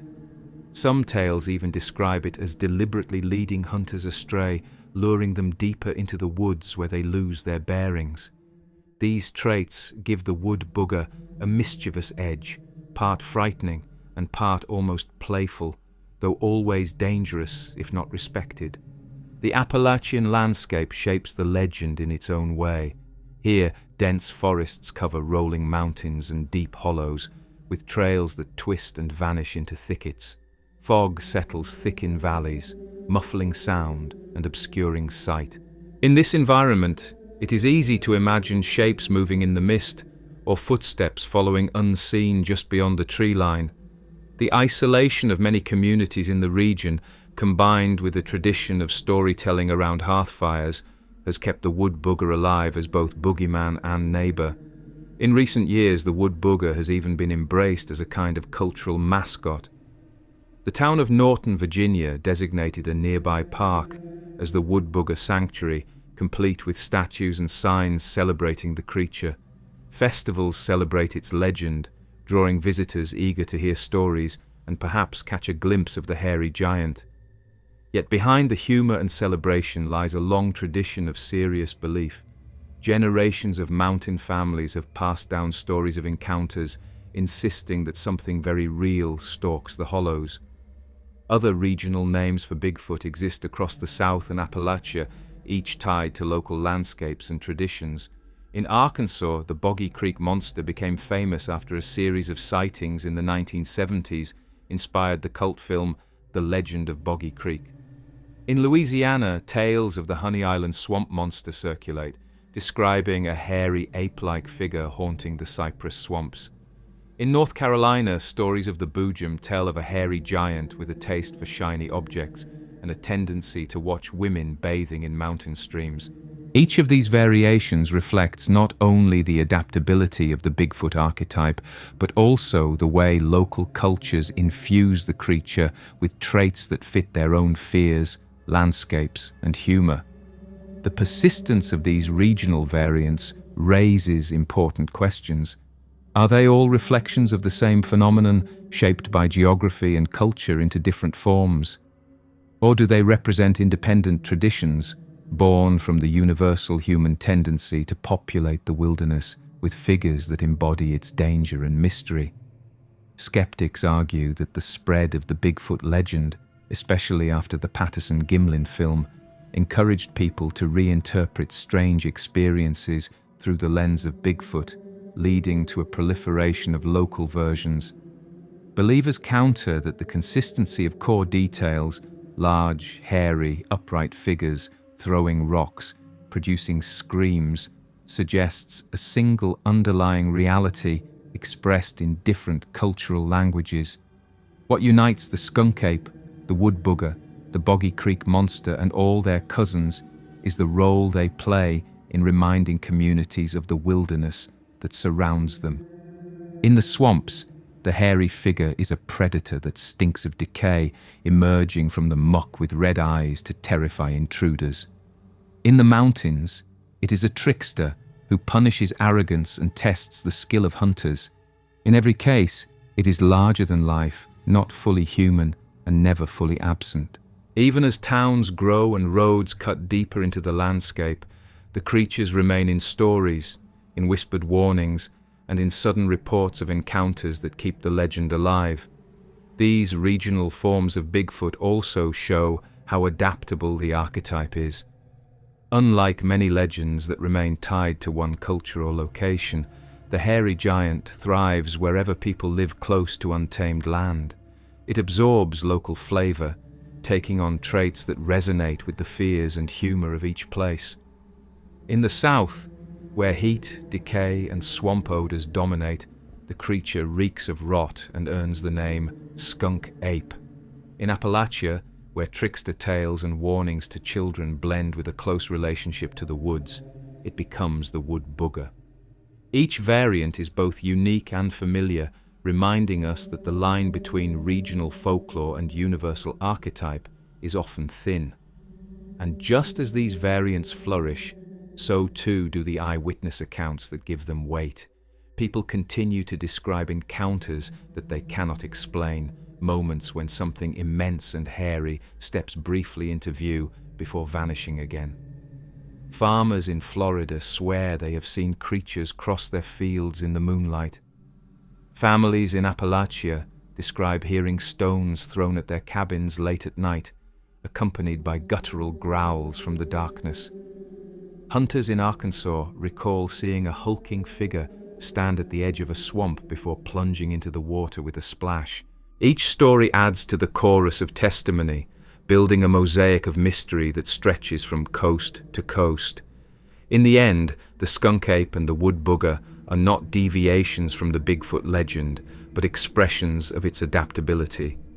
They show how the core figure, the hairy giant of the wilderness, can take root in any landscape, absorbing its qualities and reflecting its culture. They remind us that Bigfoot is not just a creature, but a canvas upon which people project their relationship with the wild. And as we move forward, the stories of regional variants blend back into the broader tradition, carried by witnesses who swear they have seen not just footprints or shadows, but the creature itself, standing at the edge of the trees, watching, waiting, always just beyond reach. For all the casts of footprints, for all the blurry photographs and contested film reels, the most compelling evidence for Bigfoot has always come from the people who say they have met the creature face to face. These are the hunters, hikers, loggers, campers, and families who tell stories of a moment when the forest revealed something it usually hides. Some of these accounts are brief, just a shadow or a shape, while others describe long, terrifying encounters that left witnesses shaken for years. Whether believed or doubted, these testimonies form the backbone of the legend, keeping it alive through the sheer force of personal conviction. What unites these stories is not just the description of the creature, but the impact it has on the people who encounter it. Many describe the experience as life-changing, a moment they can never forget, no matter how much they might wish they could. Some keep silent for years, fearing ridicule, only revealing their stories late in life. Others speak immediately, desperate to convince others of what they saw. Across the spectrum, the sincerity of the witnesses is often what convinces listeners more than any physical trace left behind. One of the most common themes in these accounts is the sudden appearance of the creature in unexpected circumstances.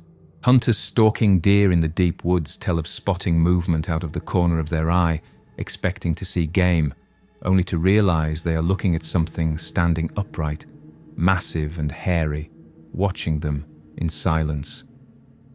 In these moments, the hunter often freezes, torn between raising the rifle and simply staring. Many admit they could not pull the trigger, not because of fear of retaliation, but because the figure seemed too human. The thought of killing it felt like killing a person. Campers often describe hearing the creature before they see it. Heavy footsteps circling the campsite, strange cries echoing in the night, rocks clattering against tents. Then, in a flash of moonlight or in the glow of a dying fire, they glimpse a massive form moving just beyond the tree line. The silence that follows is often worse than the noise, leaving the campers huddled together, straining to hear what comes next. Some stories end with nothing more than the fading sense of being watched. Others describe sudden, terrifying charges branches breaking as something rushes past before vanishing into the darkness.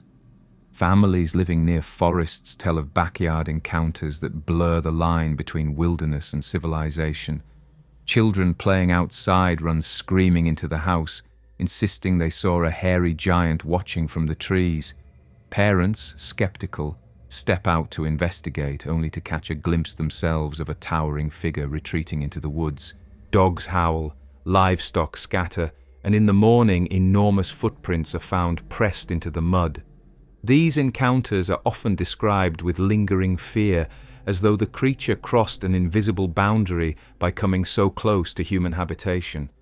Drivers on lonely roads at night form another category of witnesses. Many tell of seeing a massive figure stride across the highway in just a few steps, illuminated briefly in headlights before vanishing into the forest on the other side.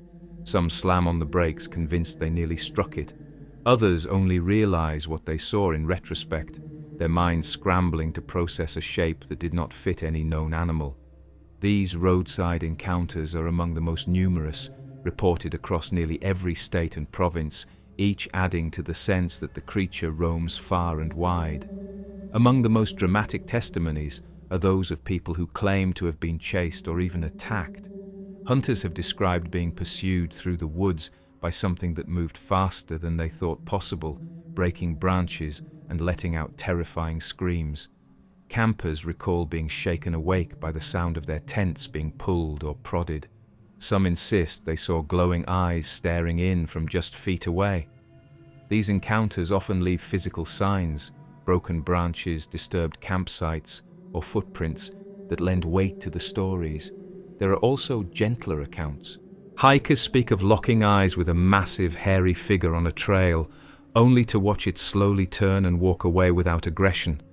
Some describe feelings not of fear, but of awe, as though they had been granted a rare glimpse into a hidden world. A few even claim moments of strange communication, gestures, vocalizations, or simply a sense of understanding that passed in silence. These testimonies, while harder to interpret, suggest that the creature is not always cast as a monster, but sometimes as a fellow inhabitant of the wilderness. The credibility of these stories has always been the subject of debate. Skeptics argue that eyewitness testimony is unreliable, shaped by fear, suggestion, and the tricks of memory. They point out that in the darkness of the forest, with adrenaline surging, it is easy to misinterpret shadows, bears, or even other humans. Believers counter that the sheer number of accounts, stretching across centuries and continents, cannot all be dismissed as mistakes. When seasoned hunters, trappers, and outdoorsmen, people who know the difference between a bear and a man, swear they saw something impossible, their testimony carries a different weight. Psychologists note that these encounters often carry hallmarks of trauma. Witnesses describe intense fear, loss of time, and recurring memories they cannot shake. Some suffer nightmares for years, avoiding the woods altogether. Others become obsessed, returning to the site of their encounter again and again, determined to find proof of what they know they saw. This range of reactions suggests that whatever the origin of the experiences, they are deeply real to those who have them. What makes these witness accounts so powerful is their detail. People describe the smell of the creature, a pungent odor of musk, wet fur, or decay. They recall the sound of heavy breathing, the sight of muscles moving under hair, the intelligence in the eyes. Some describe the way it moved, fluid and deliberate, unlike any lumbering bear. Others note small details like the shape of the head, the length of the arms, or the pattern of its stride. These descriptions often align closely with each other, even when given by people separated by geography and culture, adding to the sense of consistency. Over time, collections of these testimonies have grown into vast archives. Researchers such as John Green, Peter Byrne, and later organizations like the Bigfoot Field Researchers Organization gathered thousands of witness reports, cataloging them by date, location, and detail.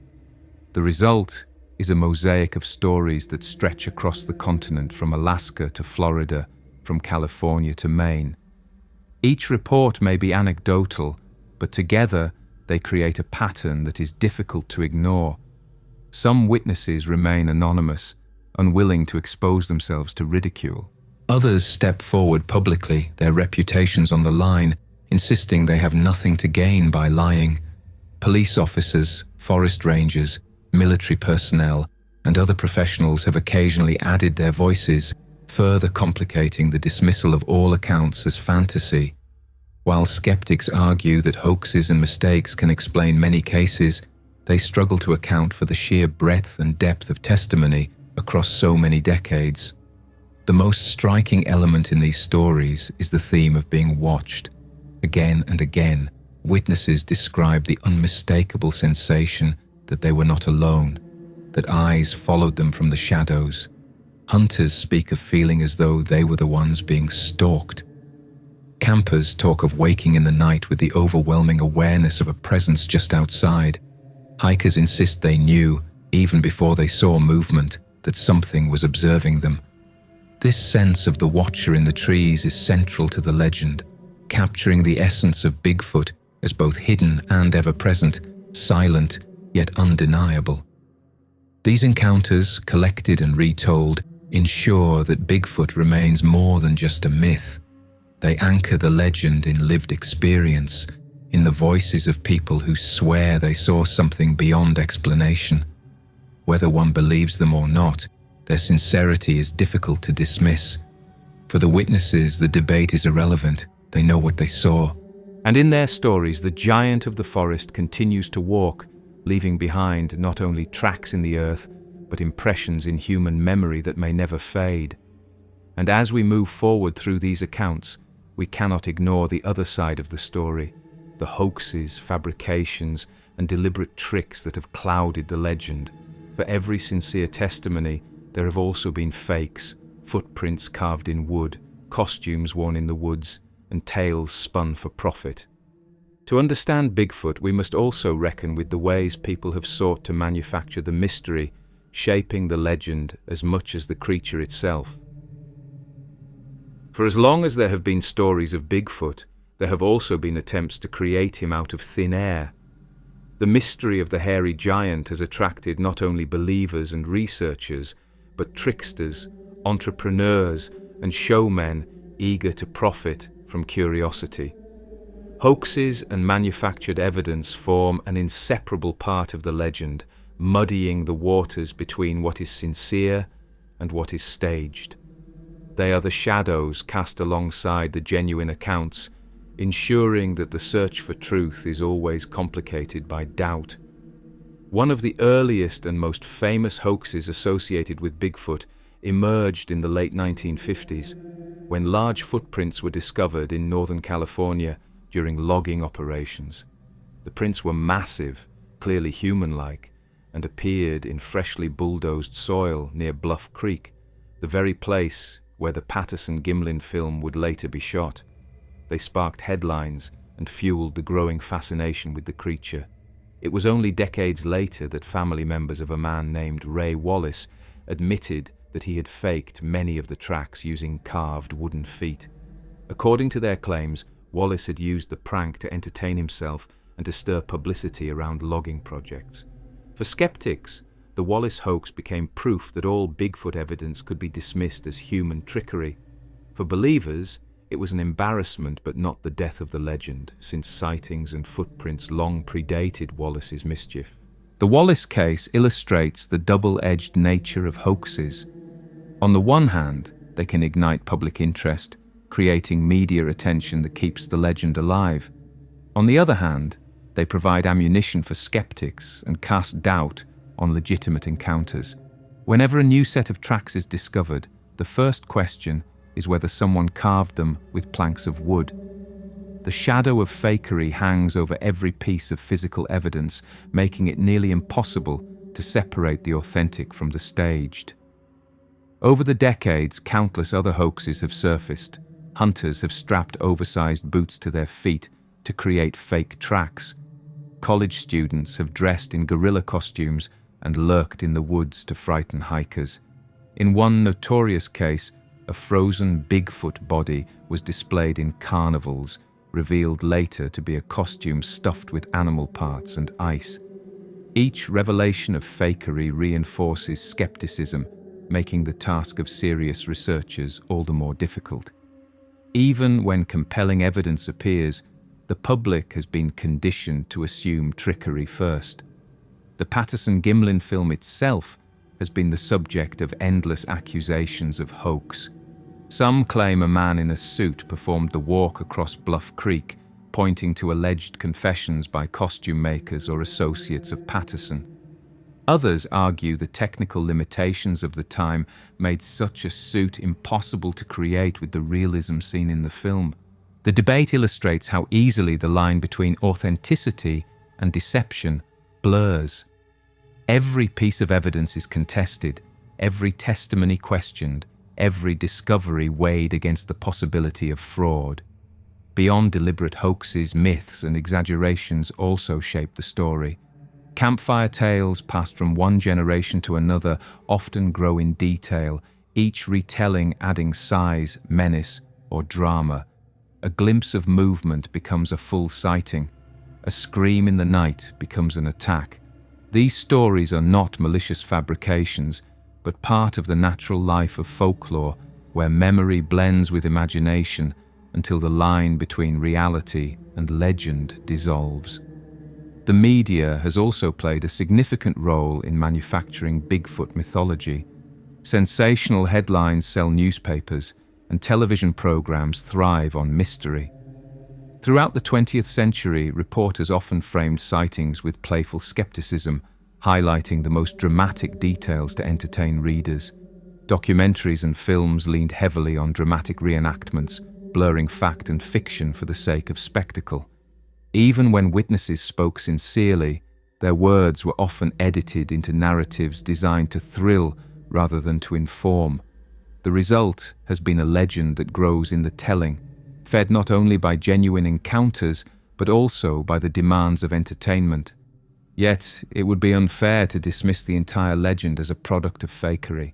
Hoaxes may explain individual cases, but they cannot explain the persistence of the archetype across cultures and centuries.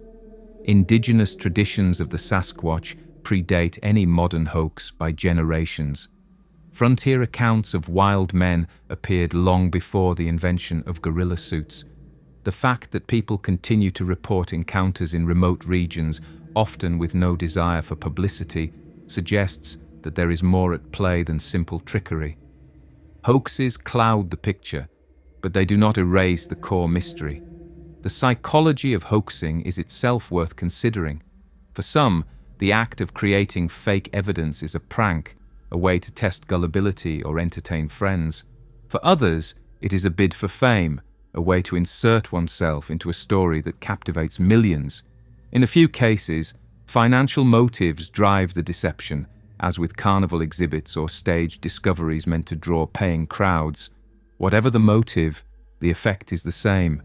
Every fake footprint or staged sighting erodes public trust, making genuine reports harder to believe. This tension between sincerity and fakery has created a strange dynamic within the Bigfoot community. Believers often find themselves torn between enthusiasm for new discoveries and suspicion of their authenticity. Researchers must approach every piece of evidence with skepticism, knowing that a single proven hoax can damage the credibility of the field. At the same time, the presence of hoaxes keeps skeptics engaged, providing them with endless ammunition to dismiss the entire phenomenon. The result is a cycle in which belief and doubt feed off each other, each sustained by the possibility of deception. Even in the presence of known hoaxes, the legend refuses to die. If anything, hoaxes keep Bigfoot in the public eye, ensuring that the mystery remains alive in popular culture. Every exposed fraud generates headlines, but those headlines often lead curious readers to explore the deeper history of the legend. In this way, hoaxes paradoxically strengthen the myth, even as they undermine its credibility. The tension between monsters and men, between genuine mystery and human trickery, has become part of what keeps Bigfoot so enduring. The lesson of hoaxes is that the search for truth in the Bigfoot legend is never simple. It is not a matter of collecting evidence until the case is closed, but of sifting through layers of sincerity, imagination, and deception. Each footprint in the mud may be genuine, or it may be carved wood. Each eyewitness may be telling the truth, or exaggerating, or inventing. Each photograph may be a rare glimpse of the unknown, or the product of costume and trickery. The uncertainty itself has become part of the appeal, and as much as hoaxes complicate the search, they also remind us of the power of the legend. People do not go to the trouble of faking footprints or creating costumes for myths that no one cares about. They do it because Bigfoot captures the imagination, because the idea of a hidden giant in the woods taps into something deep and universal. In this sense, even the hoaxes testify to the strength of the archetype. They show that Bigfoot lives not only in the forest, but in the human mind, where curiosity and deception often walk hand in hand, which leads us to another realm of the search, one that tries to rise above hoaxes and myths to seek explanations rooted in science. If there is a biological basis for Bigfoot, if the creature exists as flesh and blood rather than folklore or fakery, then what could it be? This question has driven researchers, primatologists, and anthropologists to speculate, to analyze, and to debate what species might account for the footprints, the cries, and the sightings that persist across continents. When faced with the possibility of Bigfoot, the question that emerges again and again is simple. If it exists, what is it? Folklore provides stories, hoaxes provide distractions, witnesses provide testimony, but science demands something more concrete. For decades, serious thinkers from multiple fields have entertained explanations that range from plausible to extraordinary. Each attempt reflects the human need to classify, to fit mystery into categories that can be understood. Bigfoot may elude capture, but that has not stopped researchers from speculating about what kind of beast it might be. One of the most common theories places Bigfoot within the primate family as an undiscovered species of great ape.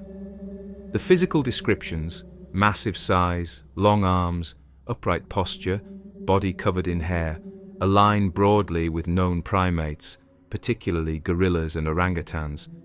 Yet Bigfoot is almost always reported as bipedal, moving on two legs with fluidity and endurance. That detail alone has led many to argue that if it exists, it is more closely related to hominins, the lineage that produced humans, rather than to quadrupedal apes. This possibility raises tantalizing questions about human evolution and survival. Some scientists have suggested that Bigfoot could be a surviving population of Gigantopithecus, a giant ape that lived in Asia hundreds of thousands of years ago. Fossils of this creature, discovered in China, show an animal that may have stood 10 feet tall and weighed up to 1,000 pounds. It is thought to have lived in forested environments, feeding primarily on plants. Mainstream science holds that Gigantopithecus went extinct long ago, but Bigfoot researchers argue that a small remnant population could have crossed into North America via the Bering Land Bridge and survived in remote wilderness areas. This idea is speculative but not impossible, and it remains one of the most popular scientific explanations. Others propose that Bigfoot is not a new species at all, but a relict population of an already known one. Some point to Neanderthals, suggesting that small groups may have survived much longer than the fossil record indicates and evolved into the modern accounts of hairy wild men. Others look to Homo erectus, the upright man who spread widely across the Old World and may have crossed into the Americas. If these archaic humans endured in hidden pockets, they could explain the combination of human-like and ape-like traits described in sightings. Such theories are controversial, often dismissed by mainstream anthropology, but they demonstrate how Bigfoot forces people to rethink the boundaries of human history. DNA evidence has occasionally been invoked in the search for biological explanation. Over the years, hair samples, scat, and other alleged traces have been collected and analyzed. Some tests have revealed results that align with known animals, bear, deer, or human contamination. Others have returned inconclusive results, sparking excitement among enthusiasts, but failing to convince the broader scientific community. In one high-profile case, a study claimed to have identified Bigfoot DNA as a hybrid between modern humans and an unknown primate. The claim was met with skepticism, criticized for methodological flaws, and ultimately dismissed by most experts. The pursuit of genetic proof continues, but so far it has produced more controversy than clarity. Skeptics often point to the lack of physical evidence as the strongest argument against Bigfoot's existence. A creature of such size should leave behind bones, carcasses, or other remains, yet none have been verified.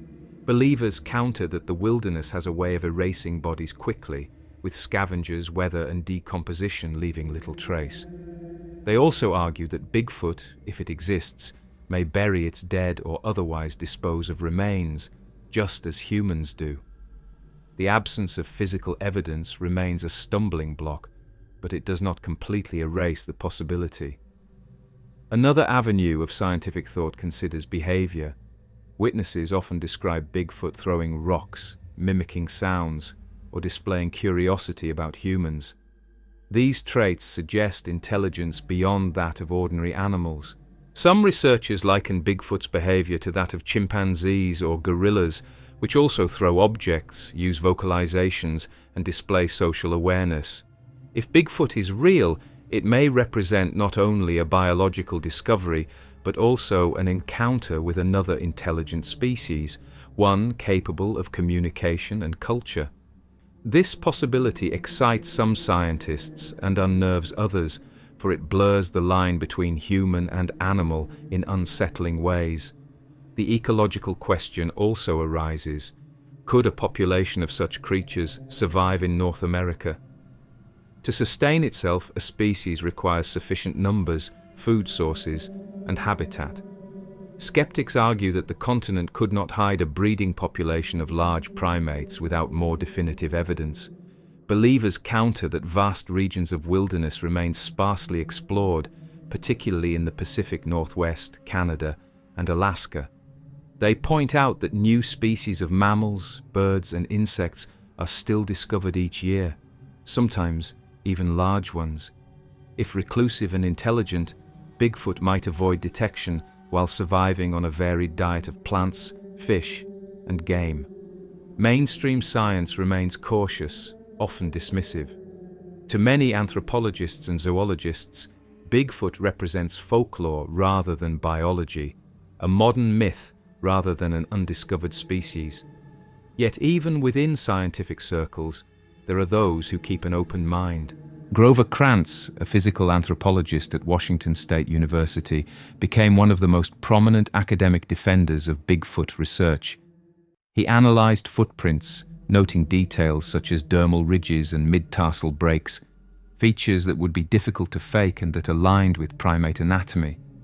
Krantz argued that the evidence deserved serious study, even if proof remained elusive. His colleagues often ridiculed him, but his work inspired later generations of researchers. Other scientists have dipped into the debate cautiously. Jane Goodall, the renowned primatologist, once remarked that she was open to the possibility of Bigfoot, given the depth of witness testimony and the vastness of the wilderness. Her words carried weight, suggesting that belief in Bigfoot was not entirely incompatible with scientific integrity. Even skeptics acknowledge that the persistence of the legend across cultures deserves explanation, whether biological, psychological, or sociological. The search for a biological explanation is not only about classification, but about the limits of knowledge. Bigfoot challenges assumptions about what is possible in a world we think we have mapped and measured. If a species of giant primate has managed to survive undetected into the modern era, it would reshape our understanding of evolution, ecology, and human history. It would also remind us of the humility required when confronting the natural world, which still holds secrets despite centuries of exploration. At the same time, the absence of definitive evidence continues to frustrate. For every compelling footprint cast or intriguing vocal recording, there is a lack of bones, bodies, or clear photographs. The tension between tantalizing evidence and the absence of proof defines the scientific debate. Bigfoot remains a creature suspended between categories, too consistent in reports to dismiss outright, too elusive in evidence to accept fully. The possibility of a biological Bigfoot also raises ethical questions. If the creature exists, should it be hunted, captured, or killed to prove its reality? Some argue that without a body, science will never accept the legend. Others insist that killing such a being would be immoral, especially if it represents an intelligent species. Laws in some regions have even been proposed or enacted to protect Bigfoot, reflecting the seriousness with which the question is taken in certain communities. The debate highlights the clash between scientific curiosity and ethical restraint. The search for a biological explanation may never produce a definitive answer, but it remains one of the most fascinating aspects of the legend. It shows how Bigfoot occupies a space where folklore, science, and philosophy intersect. The creature is not just a mystery of the forest, but a mirror reflecting our own hunger for discovery, our doubts, and our hopes. Whether a relict ape, a surviving hominin, or a figment of human imagination, Bigfoot forces us to confront the unknown with both skepticism and wonder. And beyond biology, the creature also exists in another dimension, one of symbolism and spirit. For many, Bigfoot is not just flesh and blood, but a figure that embodies the forest itself, a guardian or a ghost, a presence that cannot be explained by science alone. To explore that dimension is to step out of the laboratory and into the realm of belief, where the creature's meaning may matter more than its material reality. For all the efforts to measure footprints, analyze recordings, and speculate about lost species of ape or ancient hominins, the story of Bigfoot has always lived in another world as well. It is the world of meaning, of symbols and spirits, where the hairy giant becomes something more than an elusive creature of the forest. To many who speak of it, Bigfoot is not simply a beast of flesh and bone, but a guardian of the wilderness, a presence that reflects human hopes and fears, a being that carries lessons as much as mysteries. In this sense, the legend belongs not only to science or folklore, but to the deep reservoir of spiritual imagination that people turn to when trying to explain their place in nature. Indigenous traditions across North America have long framed the Sasquatch in these terms. Among the Tsailes people of British Columbia, the Saskets was never just an animal. It was a figure of power tied to the land, whose existence carried moral weight. To encounter it was to step into a realm where the boundaries between the physical and the spiritual blurred. The Sasquatch was a reminder that the forest was alive, inhabited not only by animals and plants, but by presences with agency and purpose. It could punish those who disrespected nature, but it could also guide and protect those who honored it. In this sense, the Sasquatch functioned as both warning and blessing, embodying the duality of the wilderness itself. Other nations carried similar traditions. In the Lakota stories of the Chiyetanka, the elder brothers, the beings are cast as kin, larger and older, who stand alongside humanity, but apart from it. They remind people of humility, of the need to acknowledge powers greater than themselves. To ignore them or to mock them was to risk danger, but to show respect was to acknowledge the interconnectedness of all beings. In such stories, the wild man is not a monster to be hunted, but a relative whose presence demands a reverence. In the Cree tales of the Wetiko, the figure takes on darker dimensions, embodying greed, hunger, and the destructive force of losing one's humanity. Here the lesson is moral, but the form is still symbolic. The giant in the woods is not only a literal threat, but a metaphor for the dangers within the human soul. To tell stories of the Wetiko is to remind people that losing balance with the natural order brings ruin. In this way, Bigfoot becomes not just a creature but a mirror, reflecting the consequences of human behavior. Even outside indigenous traditions, the symbolic weight of Bigfoot has grown. Among many modern believers, the creature is cast not as a predator, but as a protector of the wild. It represents the untamed forest itself, standing as a guardian against the encroachment of civilization. To see Bigfoot is to be reminded that there are still places beyond human control, that not every tree can be felled and not every creature catalogued. In this interpretation, the hairy giant carries an almost sacred role, embodying the resilience of nature in the face of human exploitation. The environmental movement of the 20th century helped cement this symbolic image. As forests were cut and wildlife dwindled, Bigfoot emerged in popular imagination as a survivor, a hidden inhabitant who endured despite human intrusion. In posters, cartoons, and even advertisements, the creature often appeared not as a monster, but as a shy guardian, peering from behind trees, urging respect for the wilderness. This version of Bigfoot spoke to a growing cultural longing for connection to nature, a reminder of what had been lost and what might still be preserved. For some, encounters with Bigfoot carry explicitly spiritual overtones. Witnesses describe feelings of awe, reverence, and even communication that transcends language. They speak of sensing intelligence, of feeling as though the creature chose to reveal itself, or of leaving the encounter with a changed perspective on life. These experiences resemble religious encounters in many ways, where the unknown becomes a source of meaning rather than simply fear. To those who feel this way, Bigfoot is not just an undiscovered species, but a being that embodies mystery, demanding respect rather than capture. This spiritual interpretation also explains why many believers oppose the idea of hunting or killing Bigfoot to prove its existence. To them, such an act would not only be cruel, but sacrilegious, a violation of the creature's role as guardian. In this view, Bigfoot deserves protection, not because it is endangered wildlife, but because it represents something larger, an icon of the sacredness of wilderness itself. Laws in some regions have even reflected this sentiment, offering symbolic protection to Bigfoot as though to acknowledge its spiritual role in human imagination. The symbolic weight of Bigfoot also shows up in art and literature. Writers and filmmakers often portray the creature not as an enemy, but as a misunderstood figure, solitary and mysterious, more afraid of humans than we are of it.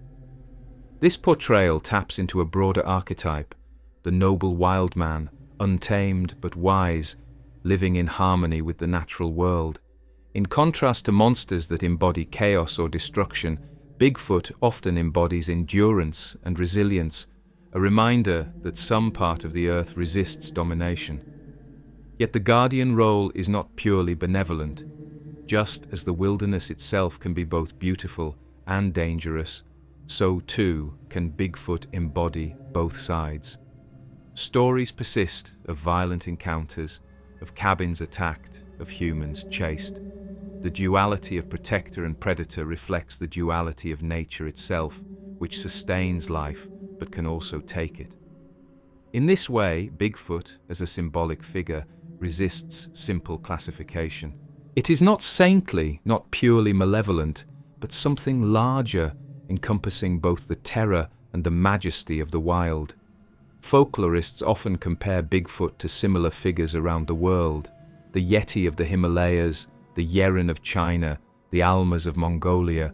All are variations of the wild man archetype, beings who embody the tension between civilization and wilderness.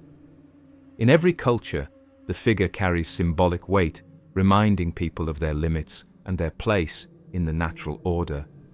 Bigfoot, as the North American version, serves the same purpose. It is a living myth that adapts to modern anxieties, whether about environmental destruction, loss of connection to nature, or the dangers of human arrogance. Psychologists have suggested that belief in Bigfoot may reflect a deep-seated human need to imagine guardians in places of danger. Just as ancient societies filled forests and rivers with spirits to explain their power, modern people project the same function onto Bigfoot. The creature becomes a personification of wilderness, giving human form to forces otherwise too vast and impersonal to grasp. In this sense, Bigfoot is less about zoology and more about psychology, a symbol that bridges the gap between fear and reverence. The persistence of Bigfoot in spiritual and symbolic traditions shows that its power does not depend on proof. Even if science were to prove tomorrow that no such creature exists, the idea of Bigfoot would continue to live as a symbol of mystery, of wilderness, of the untamed. It would endure because it speaks to something deeper than curiosity about new species. It speaks to the longing for a world larger than ourselves, a world that resists control and offers meaning through mystery. And yet, just as some see Bigfoot as guardian, others see it as predator, a more menacing presence lurking in the woods.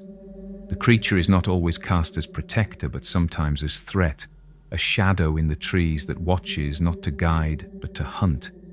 These competing images, guardian or monster, protector or predator, reveal the complexity of the legend and the many ways it reflects human relationships with nature. The stories of Bigfoot never settle into a single shape. For every account that casts the creature as a silent guardian of the forest, there is another that frames it as a terrifying aggressor. The tension between these two images, protector or predator, runs throughout the legend, reflecting the way people experience wilderness itself. The forest is both provider and threat, a place of beauty and sustenance, but also of danger and death. Bigfoot embodies this contradiction, its character shifting depending on the witness, the region, or the moment of encounter. On one hand, the protector image draws on deep traditions.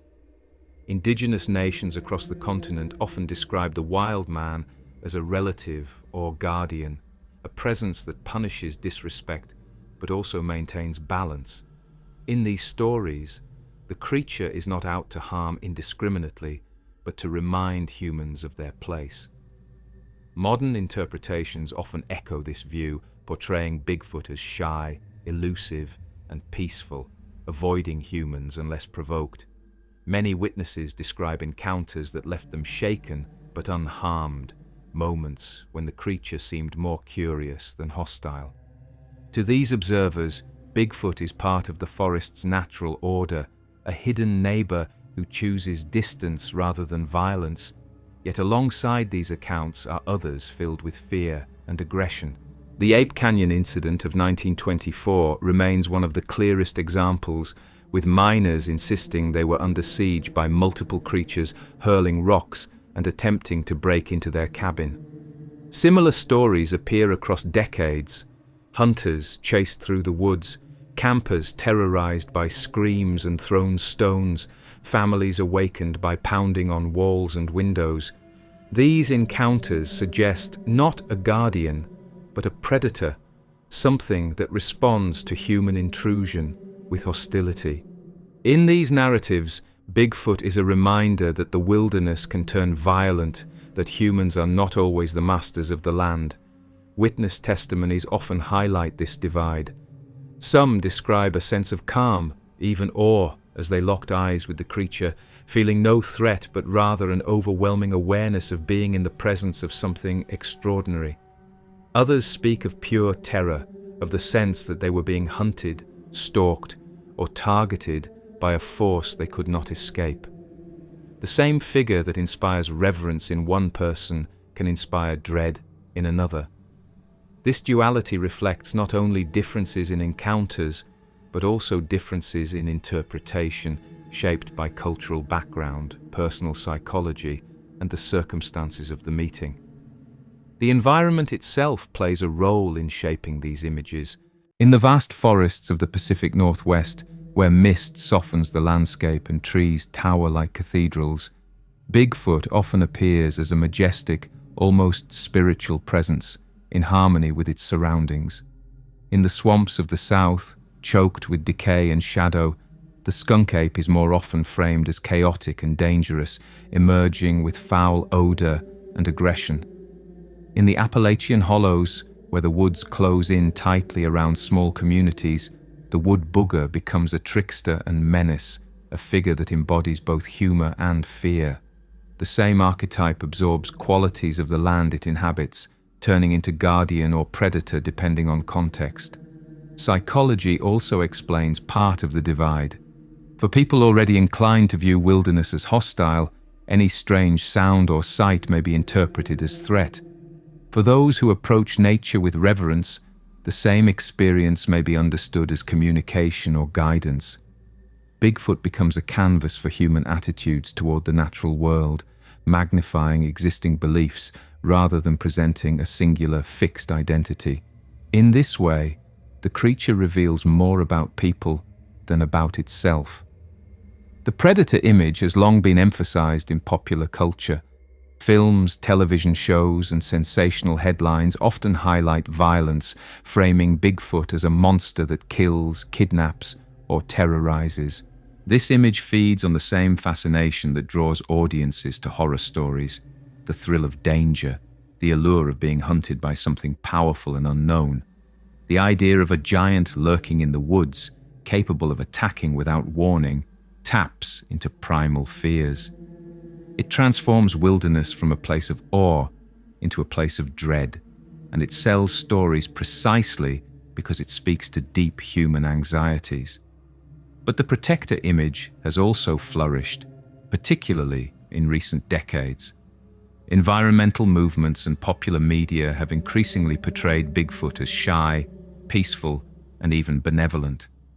Documentaries often highlight the possibility that the creature avoids humans not from weakness, but from wisdom, choosing solitude over conflict.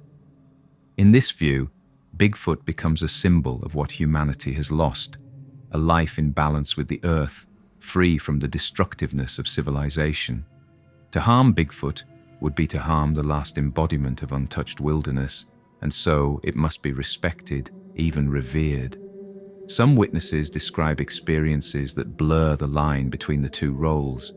They tell of being frightened by screams or displays of aggression, only to realize later that the creature never actually harmed them.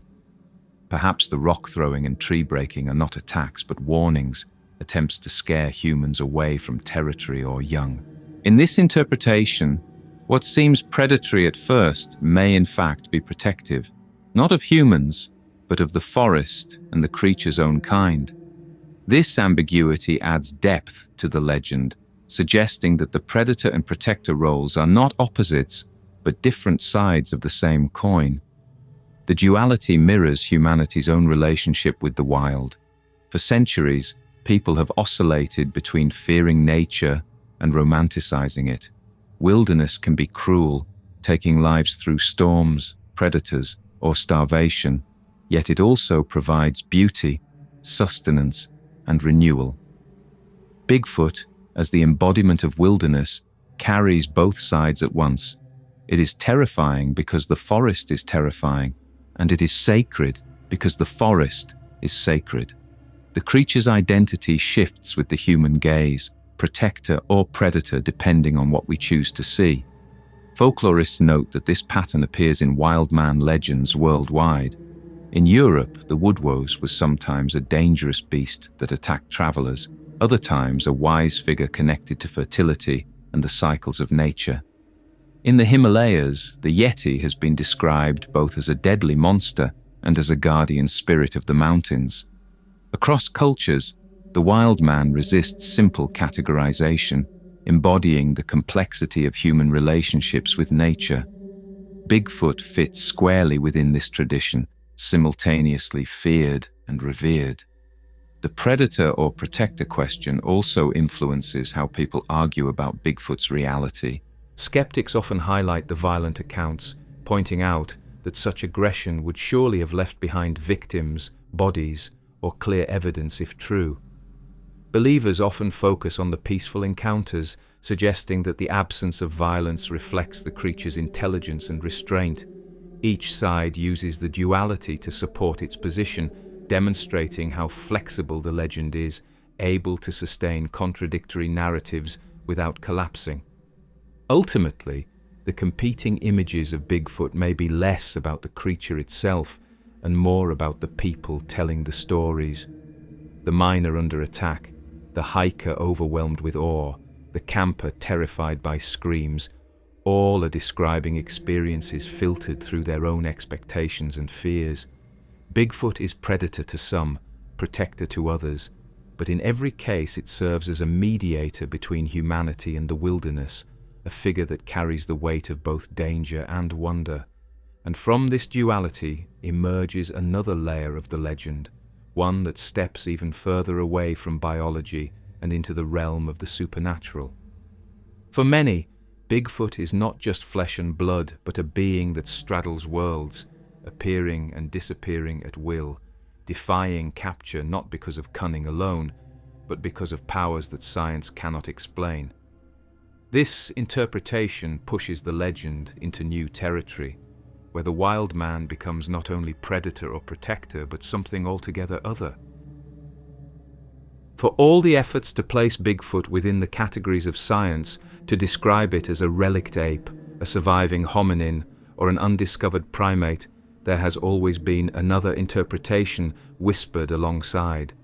It is the idea that Bigfoot cannot be pinned down because it does not belong entirely to the physical world, that its ability to appear and vanish, to leave behind tracks that end abruptly in open fields, to evade every trap, every camera, every hunter, is not only a sign of intelligence, but of something more uncanny. To many who have encountered it, Bigfoot feels less like an animal and more like a presence, something that straddles the boundary between nature and spirit, between our world and another. Indigenous traditions often frame the hairy man in these terms. The Saskets, for the Tsetsailles people, was not just a hidden primate, but a being with spiritual power. To see it was to cross into a realm of significance, a reminder of unseen dimensions of the world. Among other nations, the wild man is described as able to move between realities, a figure whose presence is felt as much as seen. It is not just another animal in the forest, but an entity tied to the sacred landscape, one that reveals itself deliberately, often to convey a lesson or a warning. In this framing, Bigfoot is not elusive simply because it is clever, but because it belongs to multiple worlds at once. Modern encounters sometimes echo this interpretation. Witnesses speak not only of seeing a figure, but of feeling overwhelming sensations, paralysis, sudden silence, or an uncanny awareness that they were in the presence of something extraordinary. Some describe the creature vanishing into thin air, its footprints ending abruptly as though it stepped out of existence. Others recall electrical disturbances, cameras failing, batteries draining, or compasses spinning wildly during encounters. These details may not fit the model of an undiscovered ape, but they fit the pattern of supernatural experience where the ordinary rules of reality bend. Stories also circulate of telepathic communication, of people who claim that Bigfoot projected thoughts or emotions directly into their minds. These claims are often dismissed as fantasy, yet they recur with enough frequency to form a recognizable category of testimony. Witnesses describe feelings of calm, warning, or even messages urging them to leave the area. Whether these are products of fear and imagination or something stranger is impossible to determine, but they highlight the way Bigfoot functions as more than just a physical mystery. For those who experience it this way, the creature is part of a larger tapestry of phenomena linked to UFO sightings, ghostly apparitions, and other encounters with the unknown. Indeed, the overlap between Bigfoot and broader paranormal traditions is striking. In regions with frequent Bigfoot reports, there are often also stories of lights in the sky, strange orbs in the forest, or other unexplained phenomena.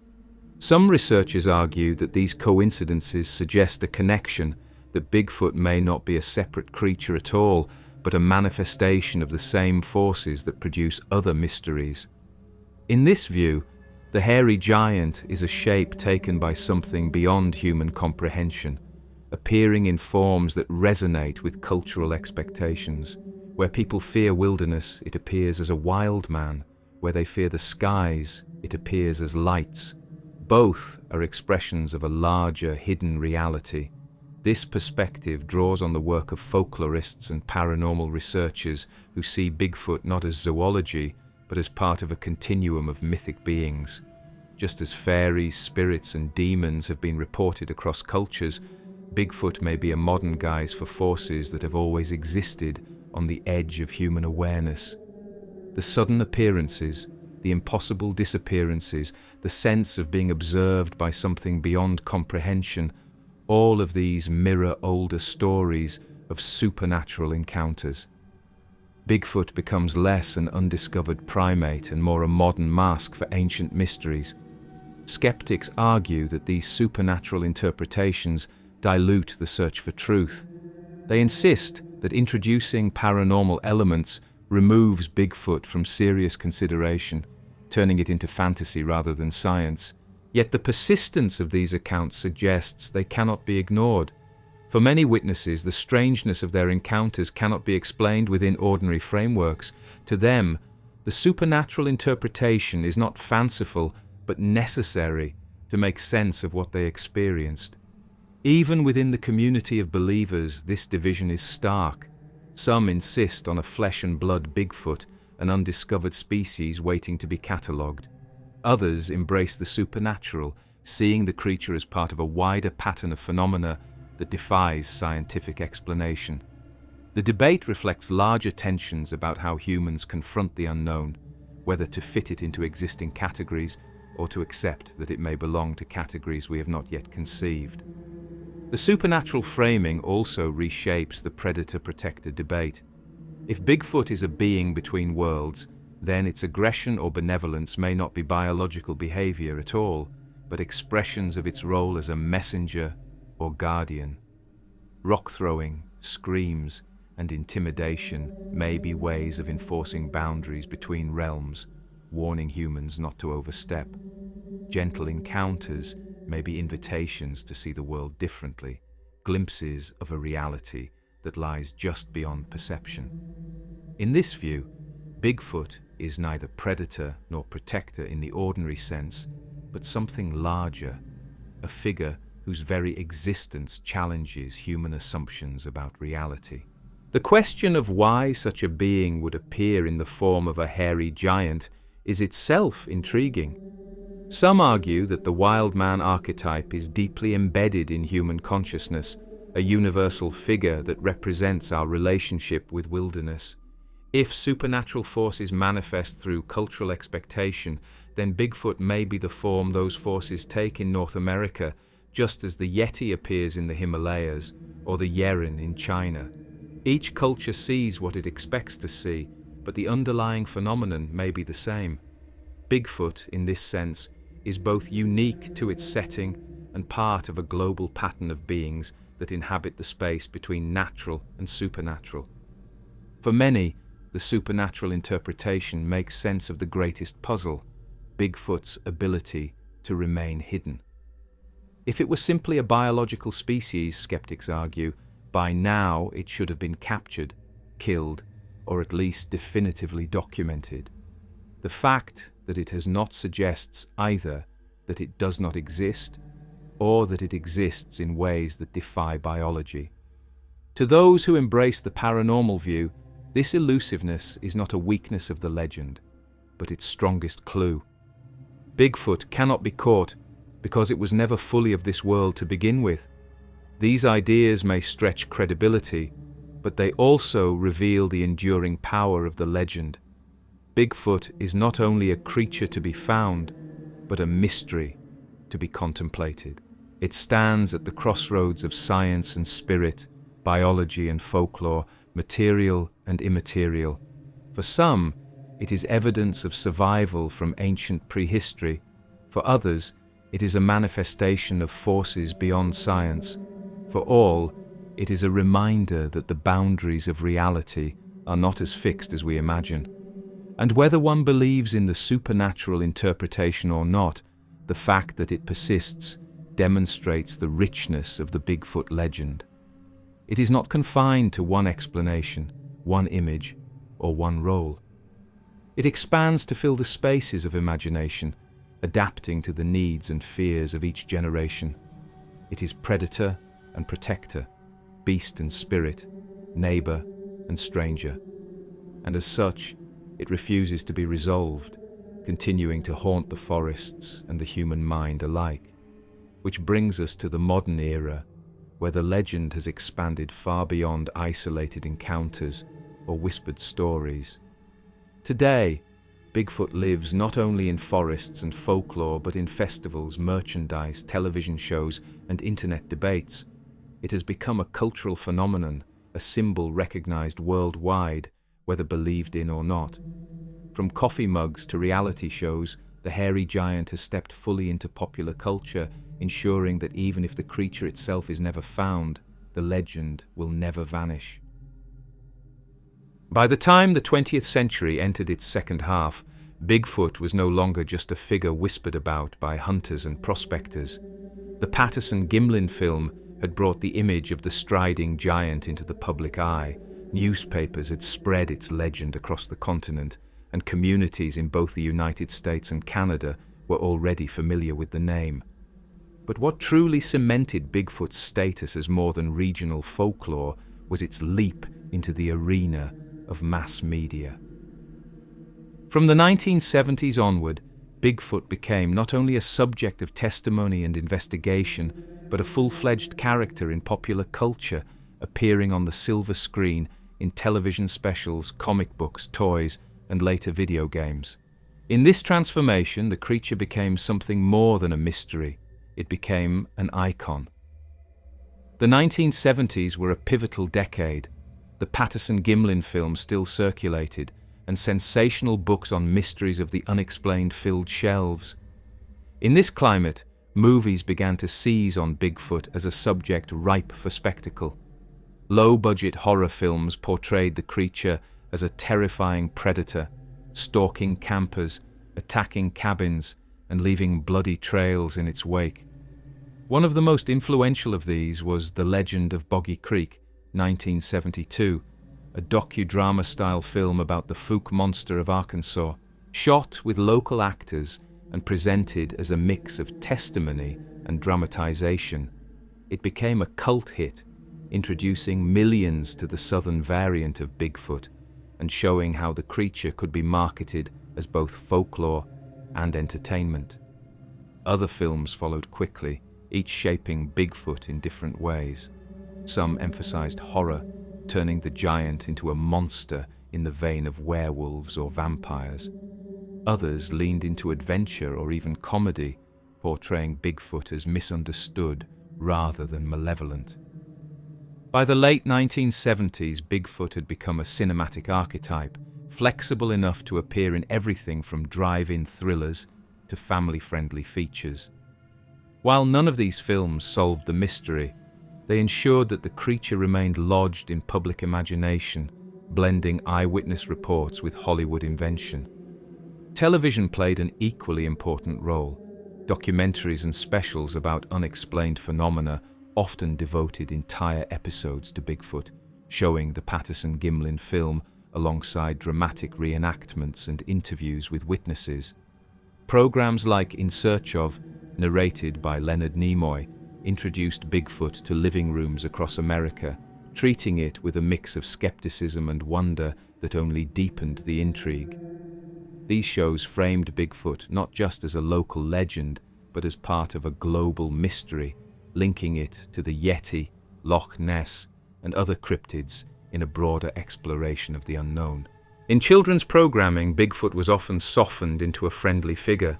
Cartoons depicted it as a gentle giant, shy but lovable, living in the woods away from human eyes. This reflected a broader cultural trend in the 1980s and 1990s, when environmental themes and an emphasis on kindness toward animals often reshaped folklore figures into allies rather than threats.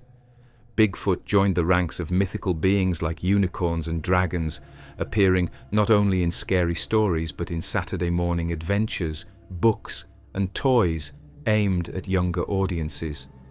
Perhaps the most iconic mainstream portrayal of this friendlier Bigfoot came with the 1987 film Harry and the Hendersons. The movie told the story of a suburban family that accidentally hit Bigfoot with their car, only to take him home and discover that he was gentle, emotional, and capable of bonding with humans. Far from a monster, Harry was portrayed as a sympathetic figure who needed protection from hunters and scientists who sought to exploit him. The film was a commercial success, winning an Academy Award for makeup effects and spawning a television series.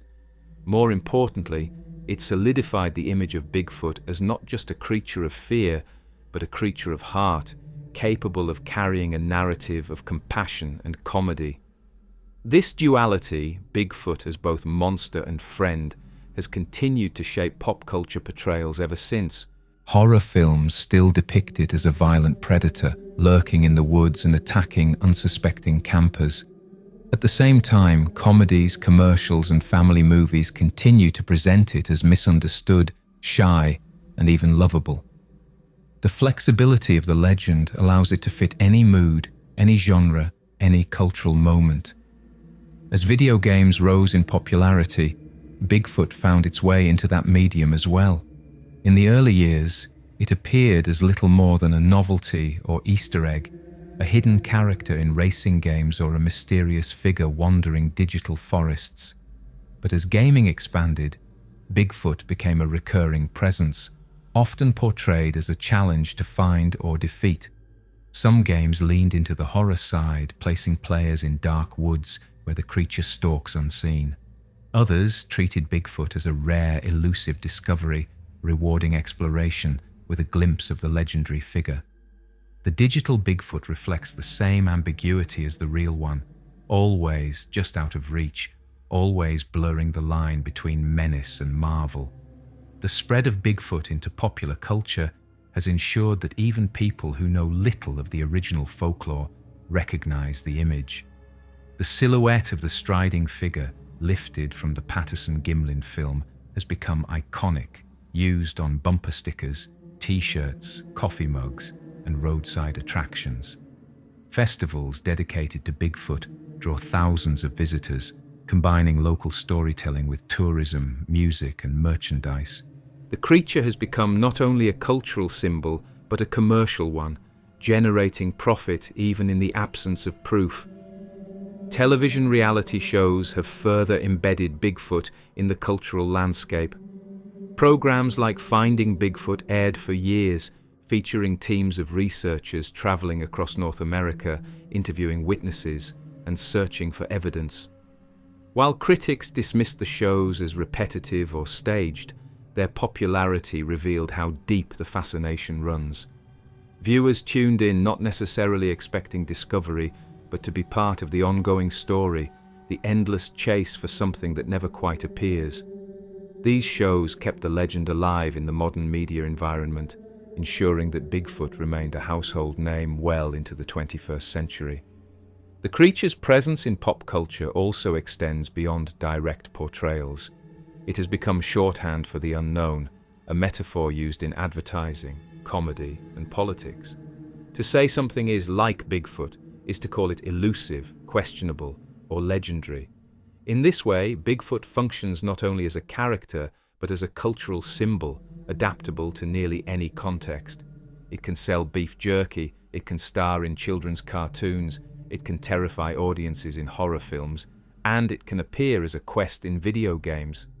Few other figures of folklore have achieved such versatility. At the same time, this mainstreaming has changed the way the legend is perceived. For some, Bigfoot has lost its edge, reduced to a mascot rather than a mystery. The friendly versions, the merchandise, and the festivals can make it seem like a joke rather than a possibility. Yet others argue that this cultural saturation ensures the legend's survival. Even if skepticism grows, Bigfoot will never vanish because it has become too deeply embedded in the cultural fabric. The creature has moved from the shadows of the forest to the spotlight of media, and in doing so, it has achieved a kind of immortality that no hoax or debunking can erase. This shift into pop culture also raises questions about authenticity. When Bigfoot appears in films and games, it is no longer tied to witness testimony or indigenous traditions.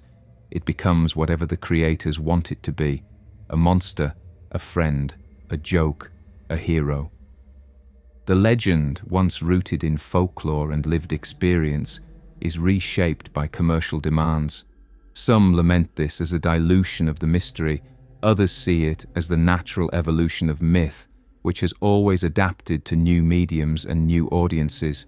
In this sense, Bigfoot's journey into pop culture is not a betrayal of its roots, but a continuation of its role as a living story, constantly changing to fit the needs of those who tell it. And as Bigfoot thrives in the modern imagination, its story is also being reshaped by the digital age. The rise of the internet has created new arenas for debate, storytelling, and hoaxing, allowing the legend to expand in ways unthinkable in earlier decades. Online forums, YouTube channels, and social media platforms are filled with supposed sightings, recordings, and debates. The mystery has moved from campfires and newspapers to digital screens, reaching audiences far beyond the forests where the creature is said to dwell. For centuries, people have tried to understand Bigfoot as an animal that roams the forest, an undiscovered primate, a surviving relative from prehistory, or even a being that slips between worlds. But there is another way to approach the legend, by turning the gaze not to the trees or the mountains, but inward, into the human mind itself. In this view, Bigfoot may not be a hidden beast, but an expression of psychology, a reflection of fears, desires, and archetypes that live deep within us. Whether or not the creature exists in physical form, it exists in imagination, and its persistence across cultures may reveal as much about human beings as about the wilderness we inhabit. One of the most compelling explanations comes from the idea of archetypes, a concept popularized by the psychologist Carl Jung. Archetypes are universal figures that appear again and again in myths, dreams, and stories across cultures. They represent fundamental aspects of human experience: the hero, the trickster, the mother, the shadow. Bigfoot in this framework fits into the archetype of the wild man, a figure that has appeared in folklore from Europe to Asia to the Americas. The wild man is humanity's reflection of what lies outside civilization, both feared and desired, embodying the untamed part of ourselves. When people describe encounters with Bigfoot, they may not be meeting an actual creature, but rather projecting this archetype onto ambiguous experiences. The wild man archetype carries powerful psychological resonance. On one level, it represents the fear of wilderness, the anxiety that beyond the safety of villages, towns, and cities lies something dangerous, watching, waiting. On another level, it represents a longing for freedom, a nostalgia for a life unbound by laws, technology, or responsibility. Bigfoot embodies both, standing as a reminder that part of humanity belongs to the forest, even as another part flees from it. This duality explains why the creature can be cast as predator or protector, monster or guardian. It is not fixed but shifts according to the needs of the psyche that summons it. Fear plays a crucial role in shaping encounters. When people enter the wilderness, they often carry subconscious anxieties. The forest is dark, full of strange sounds, and indifferent to human survival.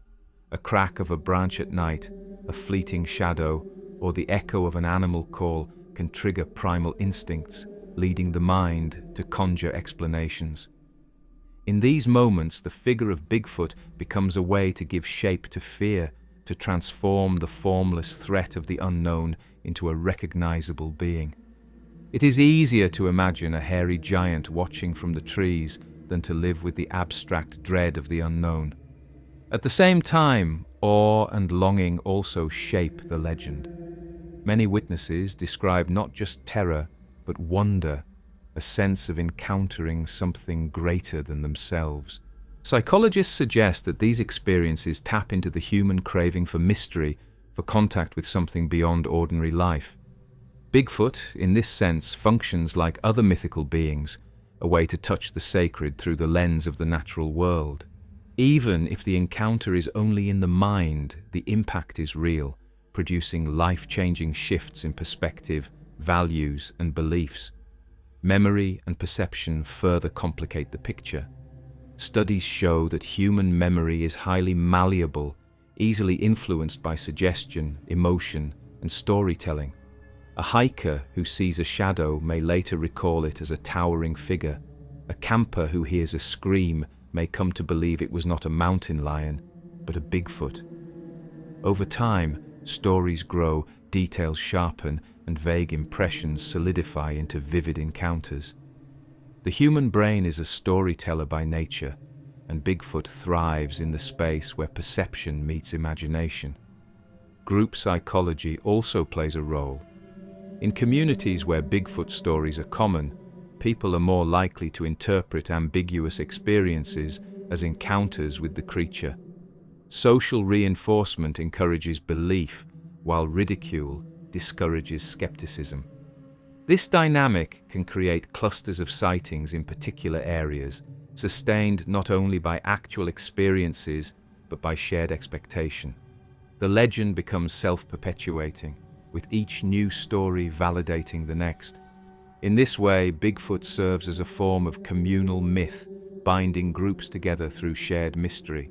Hoaxes and exaggerations complicate matters further, but also reveal psychological motives. People create fakes not only for profit or mischief, but sometimes to insert themselves into a larger narrative, to claim a role in a legend that fascinates them. Even when deception is exposed, the act of hoaxing testifies to the psychological power of the creature. Bigfoot is compelling enough to inspire effort, risk, and creativity, proof of the legend's hold on the human imagination. The predator-protector duality can also be explained psychologically.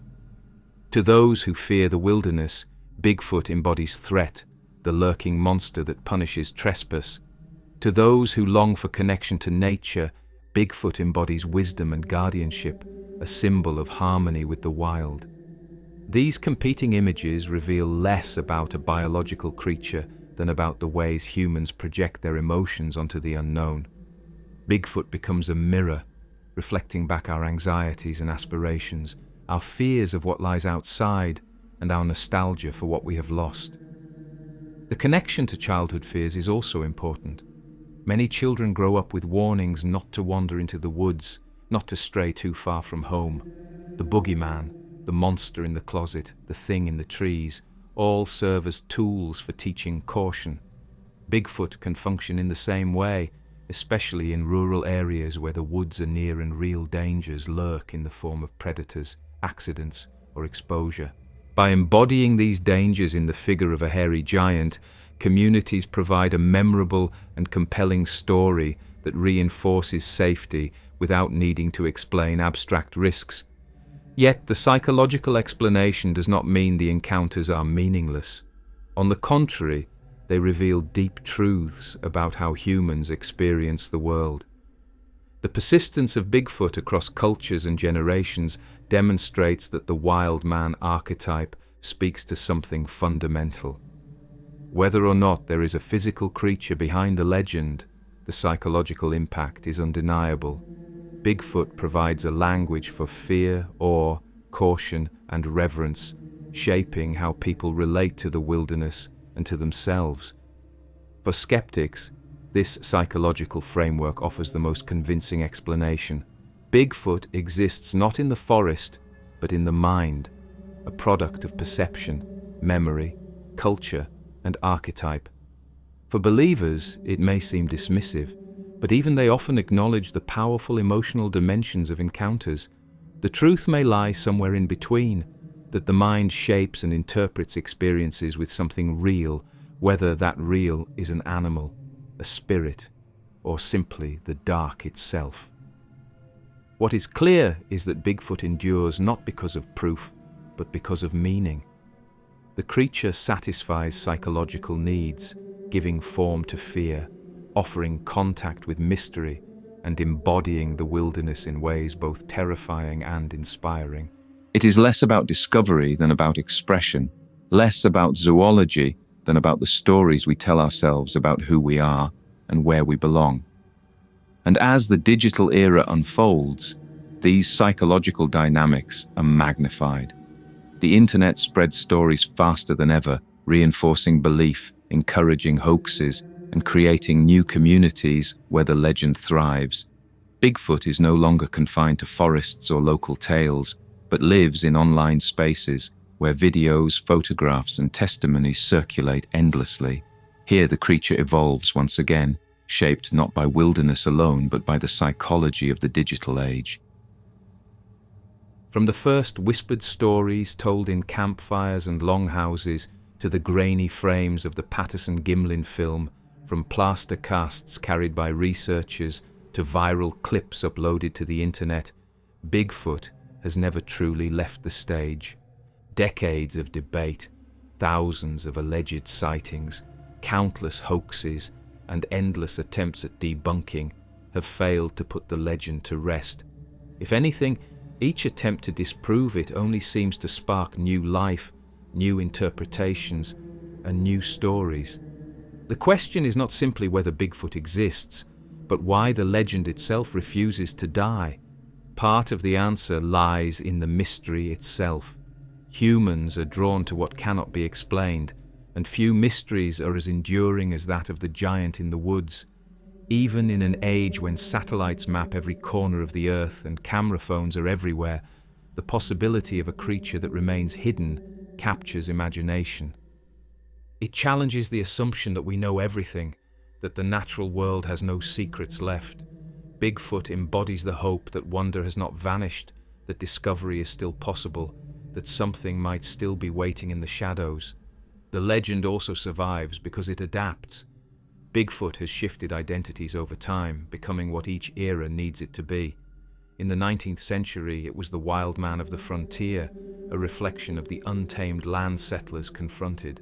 In the 1920s and 30s, it became a symbol of the strange encounters lurking in America's last wild corners. In the 1960s and 70s, it turned into a figure of fascination in mass media, blending horror, curiosity, and adventure. In recent decades, it has been both a commercial mascot and a spiritual guardian, a pop culture icon, and a paranormal mystery. Each transformation ensures that it remains relevant, never fixed, always shifting into new forms that keep it alive. The sheer breadth of testimony also contributes to its endurance. Thousands of people across states, provinces, and even continents have insisted they saw or heard something beyond explanation. These accounts cannot all be dismissed easily. Even if some are hoaxes, mistakes, or exaggerations, the sheer persistence of the stories suggests that something deeper is at work. Whether it is a real creature, a psychological projection, or a cultural archetype, Bigfoot continues to manifest in ways that convince people of its reality. The sincerity of witnesses, often with nothing to gain and much to lose, keeps the debate alive. Hoaxes, paradoxically, also sustain the legend.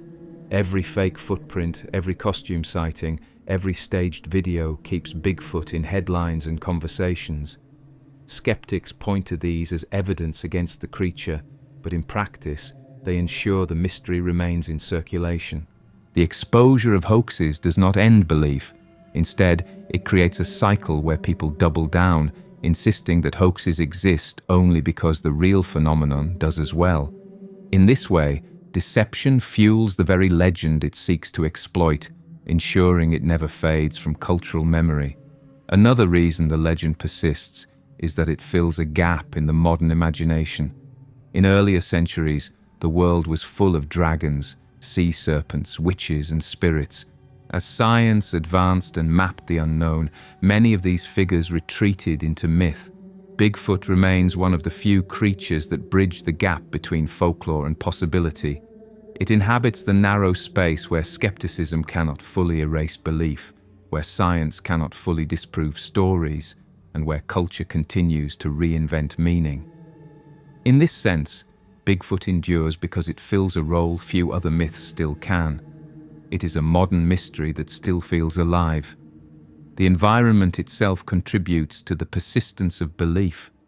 Vast tracts of wilderness remain in North America, places where human presence is minimal and where the idea of a hidden species does not feel impossible. Mountains, forests, and swamps still stretch farther than roads and settlements. Even as cities expand, the wilderness retains enough mystery to hide something, or at least to convince people it might. Bigfoot thrives in this setting, always one step deeper into the forest, always just beyond the last flashlight beam, always present in the awareness that humans are not the sole inhabitants of the land. Psychology ensures the legend's survival as well. The archetype of the wild man, the figure who lives outside society but reflects something deep within us, is not easily erased. It speaks to fears of the unknown, longings for freedom, and anxieties about what civilization has lost. Each new generation finds in Bigfoot a mirror of its own concerns. For some, the creature is a threat, a monster that punishes arrogance. For others, it is a protector, a symbol of balance with nature. These competing images allow the legend to remain flexible, adapting to changing cultural needs while retaining its core. Technology has not diminished Bigfoot, but expanded it. The internet spreads sightings instantly, allowing communities of believers to connect, compare, and debate. YouTube and social media platforms overflow with alleged recordings and encounters, each adding fuel to the fire. Digital culture thrives on mystery, and Bigfoot fits perfectly into the cycle of viral content and endless debate. In this way, the legend has become even harder to kill because it no longer depends solely on local storytelling or regional folklore. It circulates globally, reaching audiences who may never set foot in the forests of North America but still find themselves captivated. Popular culture keeps the story alive in parallel. Bigfoot as a character in films, television, and games ensures that even those who never encounter the legend directly know its shape. Children grow up with cartoons and toys that feature the creature, learning its image long before they ever hear of eyewitness reports. Adults encounter it in documentaries, horror movies, and reality shows. The constant presence of Bigfoot in entertainment keeps the idea in circulation, reinforcing its place in the cultural imagination. Even skeptics cannot avoid the image. It has become too recognizable, too iconic to vanish. There is also the deeper human longing for wonder that sustains the story. In a world dominated by technology, surveillance, and constant information, people crave the possibility that something remains hidden.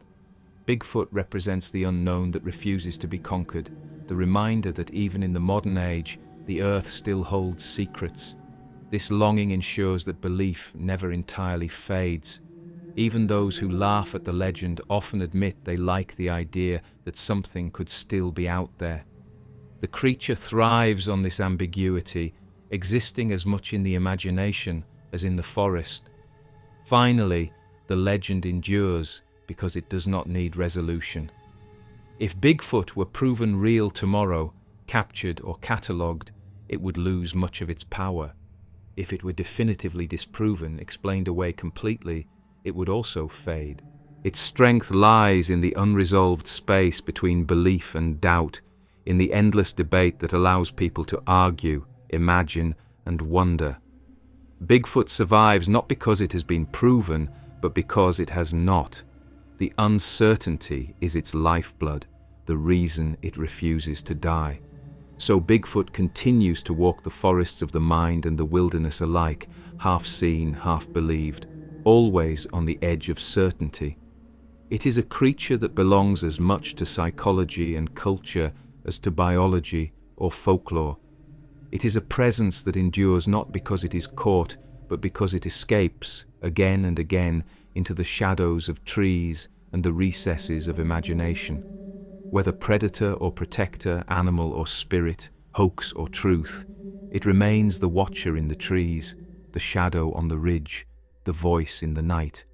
And as long as humans continue to look into the forest and wonder what might be watching back, Bigfoot will never truly disappear.